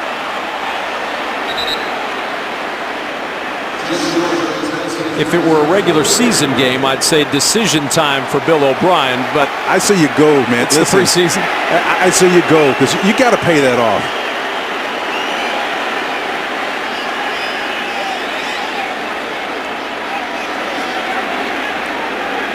Stan Hickson was talking about the drive route. I think they may even try to. I'm not going to be telling people signals, but that's a very familiar signal right there. Yeah, that one I think is going to be decipherable. Yeah, that's right. That's right. But Stan's one of the great receiver coaches in this league. Been around a long time. Does a great job. Polk the single setback. Fourth and a link.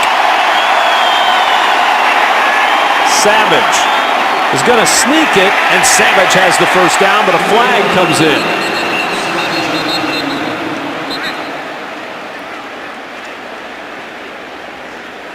It's a first down if the play stands. Illegal formation, offense. Number 74 is on the end of the line, and he did not report. 5-yard penalty, repeat, fourth down. He's an eligible receiver, and he needed to have acknowledged as much and report. If he's going to be on the line of scrimmage, 74 has to tell the official, I'm in the game and I'm eligible. And these are the kind of things you start to see in the fourth quarter of preseason games. That's right, and that's a head thing. You know, you got to unpack that as a coach and make sure that the quarterback's got to see that as well. I mean, it's rare that the lineman's going to be in that situation, but the quarterback's got to help him out. So Randy Bullock comes on for a 41-yard field goal try.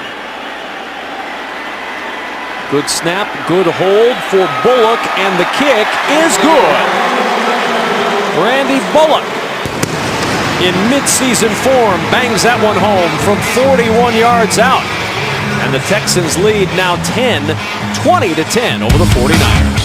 Scoreboard this quarter brought to you by Papa John's, and that extra 3 on the board, a result of a 12-play, 51-yard Texans drive, 41-yard field goal from Randy Bullock, and Houston with a 20-10 lead over the San Francisco 49ers. These two teams met in the final game of the preseason a year ago. It was a 40-13 San Francisco win. If you are comparing preseason to preseason, and if you are, you've probably got a problem.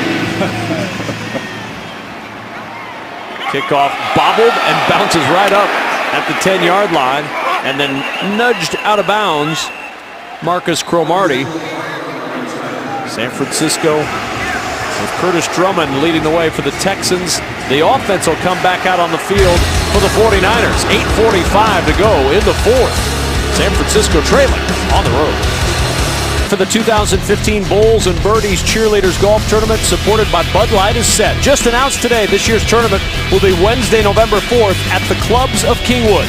Golfing, cheerleaders, and a few of your best friends. Sounds like a good day to me. Log on to HoustonTexans.com right now to learn how you can sign up. 20-10, the Texans with 8:45 remaining in this fourth quarter. On first down, the run for Davis, and Davis trying to bounce out of trouble. Got a block from his quarterback, Dylan Thompson. Davis, the rookie out of South Carolina, making something out of nothing, gets the first down to the 31. That was a big play, but, you know, away from that, Courtney Brown did an excellent job for the Texans of turning that play back around. Again, Brown is going to come outside, work up the upfield shoulder of the tackle to turn that play back. Broken play, but that's why you got to continue to play with integrity, no matter if the play is going away from you or not. From the 31, first down. Davis picking his way through a hole and down to the 35-yard line. The tackle by Courtney Brown once more, who has really shown in this second half tonight. He has been so active, and again, when you see guys chase plays down, that's one aspect of their game, and then you see them come off a block to make a tackle. That shows you a little bit about what their heart is about. But then when you see them be smart and stay home, you're seeing the full range of this young player's game. Now, Courtney Brown's never seen any action in any NFL game. This is his sixth team that he's been a part of. Amazing. And he's never played in a game. Trying to change that this year. Dylan Thompson throwing short. The catch by Asante Cleveland, and Cleveland down after a pickup of about 3. Terrence Parks in there on the stop. You know, partner, every engagement, every play, every series leaves bibliography and footnotes. And when you see a guy like Courtney making plays, never played on the field before, that tells you something about where he is in his life, what impact he wants to make. This guy is trying to make a living for himself out here, and you got to be proud of a guy like that. He was with the Niners in 2012, the Bills, the Rams. Texans signed him in December. Trying to make some noise. And good stop. Yeah, very good open field tackle. Asante Cleveland couldn't turn upfield because Corey Moore was right there. And Moore's another guy, Spencer, that really improved in the offseason program, has continued to build on that as he's moved through camp. Yeah, Bill O'Brien said as much to us a couple of days ago. He said that he is one of a list of about 10 guys that he gave us that really have shown an improvement that we should be looking for. Moore not disappointing today. Stops him short of the first down, and that means punt time once more. Keith Mumphrey back to return the punt. They've had Mumphrey in a lot of solo positions from scrimmage. This guy's got some running ability. Got a good block on your gunner downfield. He should have plenty of room. From the 10-yard line, Mumphrey, nice little move to get across the 20, and he's frustrated. Just stopped short of the 25-yard line by Tart. Flag down as well, back at the 47-yard line.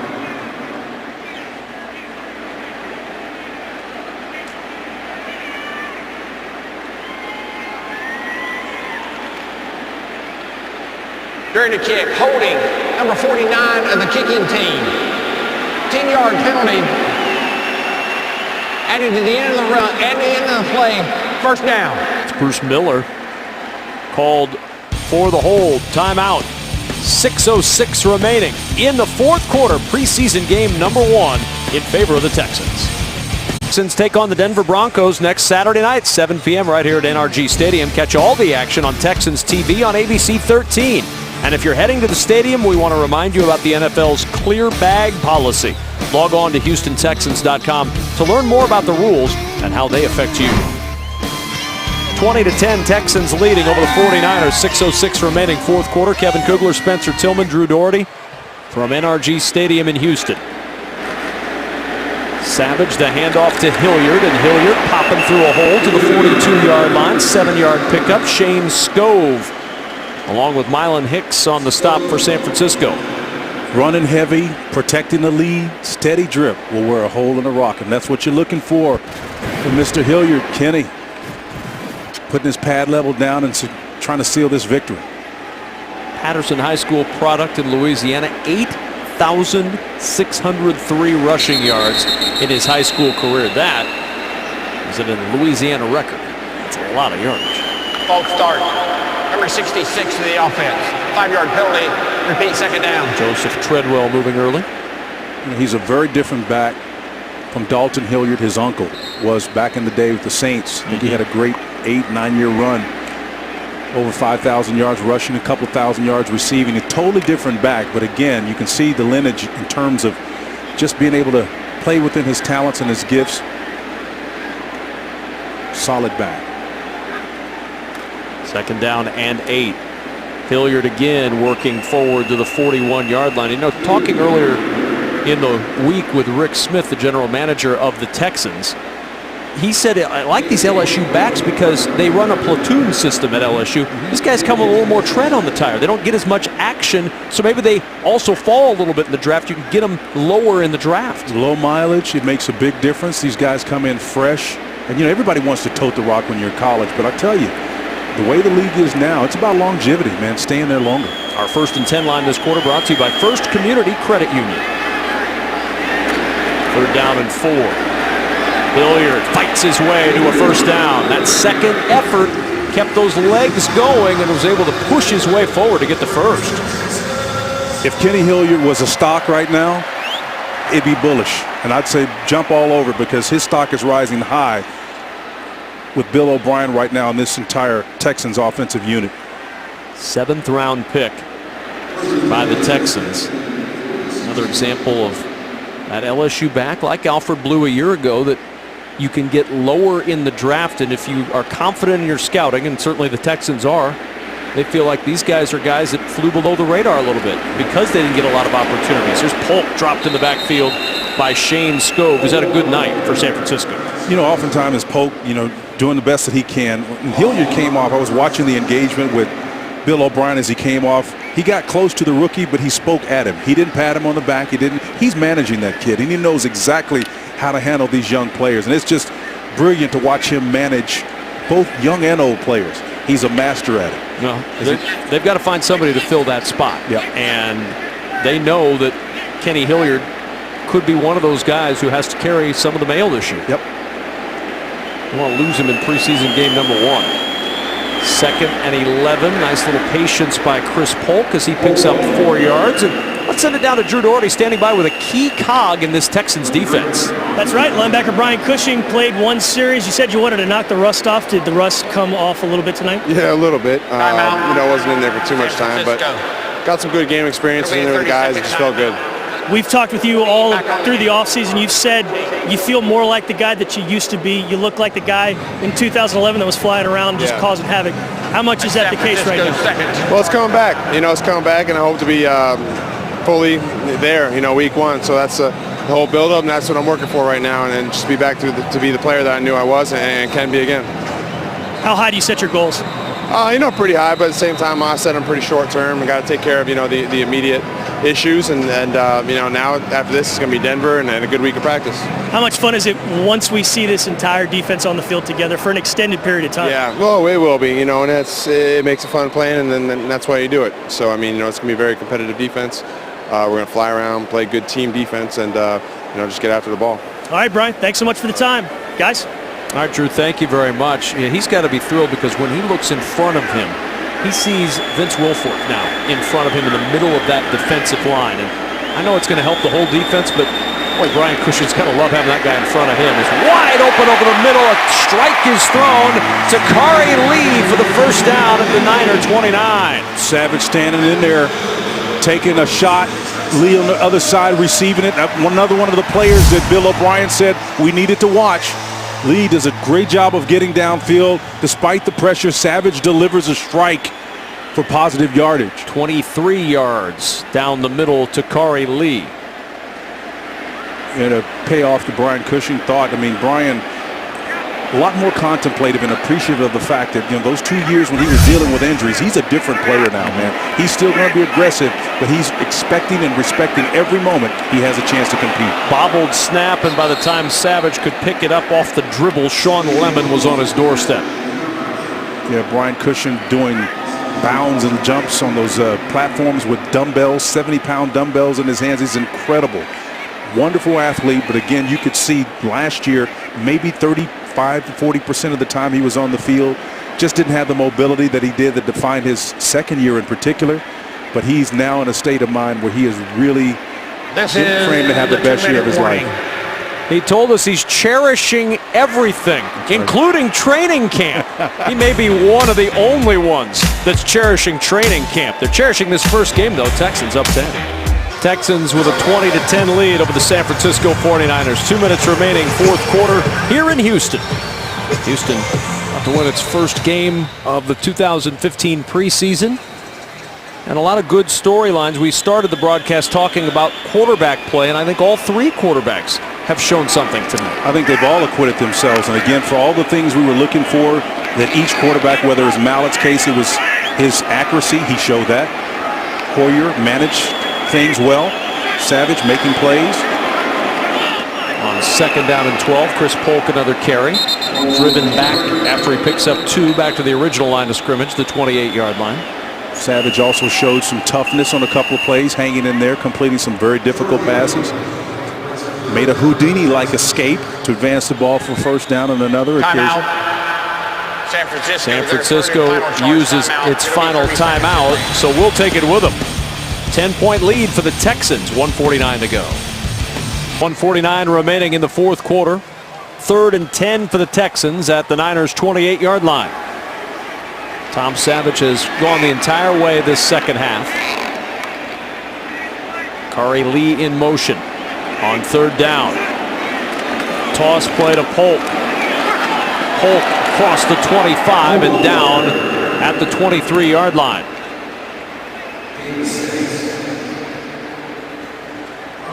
So now 4th and 5 as we wind up to 90 seconds remaining in this one. Watching that last play, Polk did a good job of running, but in terms of this stemming or moving to a position defensively, the San Francisco 49ers allowed the Texans to run that play exactly where their bodies and their numbers were fewest. And that's just a great job of Savage staying in the play, exploiting the front for the San Francisco 49ers. Texans content to let this one run down. And Bill O'Brien will take the timeout with 1 on the play clock and 1:03 remaining in the fourth quarter. So we'll take a final timeout with the Texans, a 20-10 lead. Houston about ready to close this one out in preseason game number 1. And they're going to try a field goal as we come back from the timeout, and the field goal for Bullock is good. So the Houston Texans working on a little field goal work here with 58 seconds to play in the fourth quarter, extend the lead to 23-10. Bill O'Brien never wanted to waste an opportunity. It's all about situational football. And again, as you're piecing this team together, points may be harder to come by if number 23 is not in the lineup. So again, another opportunity to score. Excellent job, excellent decision by Bill O'Brien, and of course, Bullock paying it off with the field goal. So the field goal is good. 10-play, 42-yard drive capped by the field goal. And a 23-10 lead for the Houston Texans with 58 seconds to go. So another 41-yard field goal. And Randy Bullock 2 for 2 from beyond 40 yards tonight.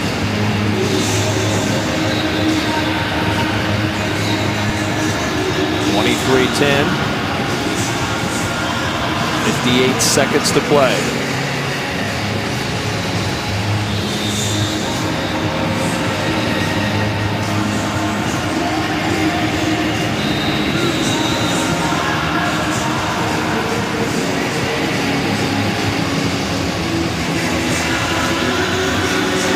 Bullock with the kickoff. DeAndrew White back for the 49ers, and that kick through the end zone for the touchback. Now it's time to announce my pick for the Mattress Firm Fantasy Football Standoff. Ryan Mallett, he's your guy. Nice day for him. 10 of 11, 90 yards, 18 on a long gain. No touchdowns, but he handled the offense well. Now go to abc13.com and enter for a chance to win 2 VIP tickets to a Texans regular season game. Good luck, everybody. Ryan Mallett's the key to unlock those tickets for you. Spencer Tillman's fantasy football standout. How about that? No idea you got your own stuff now. That's kind of cool. Neither did I. Thompson over the middle, and it is intercepted. Picked off by Curtis Drummond. The overthrow scooped up by the rookie. And Curtis Drummond makes a final play for the Texans D. That's the way to go out on a nice beat. Drummond finding playing that center field. Does a great job of stepping up, diagnosing the play. Quarterback eludes it, but he sees it just like a center fielder, man. Judges the speed, gets underneath it, scoops it up. Texans played pretty good all the way around today. I think defensively, maybe early on, some poor tackles and things of that nature, but We're reviewing the previous play. Well, they're going to look to make sure Curtis Drummond actually picked that one off. The 3-year starter at Michigan State. He was the Big Ten Defensive Back of the Year a year ago, and first-team All-American, and yet undrafted. Texans feel like maybe they got a gem on that undrafted rookie list. Was it Pat Narduzzi, their coordinator at the time? Yeah, I tell you, he's come from great lineage and pedigree. I mean, they do great job on defense there, and I know he's moving on, but the bottom line is that guy zeroed in on that ball, and I think he got that. No, I don't think there's any question. That's an interception all the way. This will be a very quick review for Jeff Triplett. You know, when you always are looking for guys that, whether it's a Nick Saban or a Pat Narduzzi, these are guys with defensive pedigrees who are known for their back-end development of players. Kareem Jackson would be one the Texans could identify with, who played in Alabama, played under Nick Saban, who was, going back in the days when I was with Houston, was a secondary guy on our teams. And they just have a knack for finding the ball and making plays. And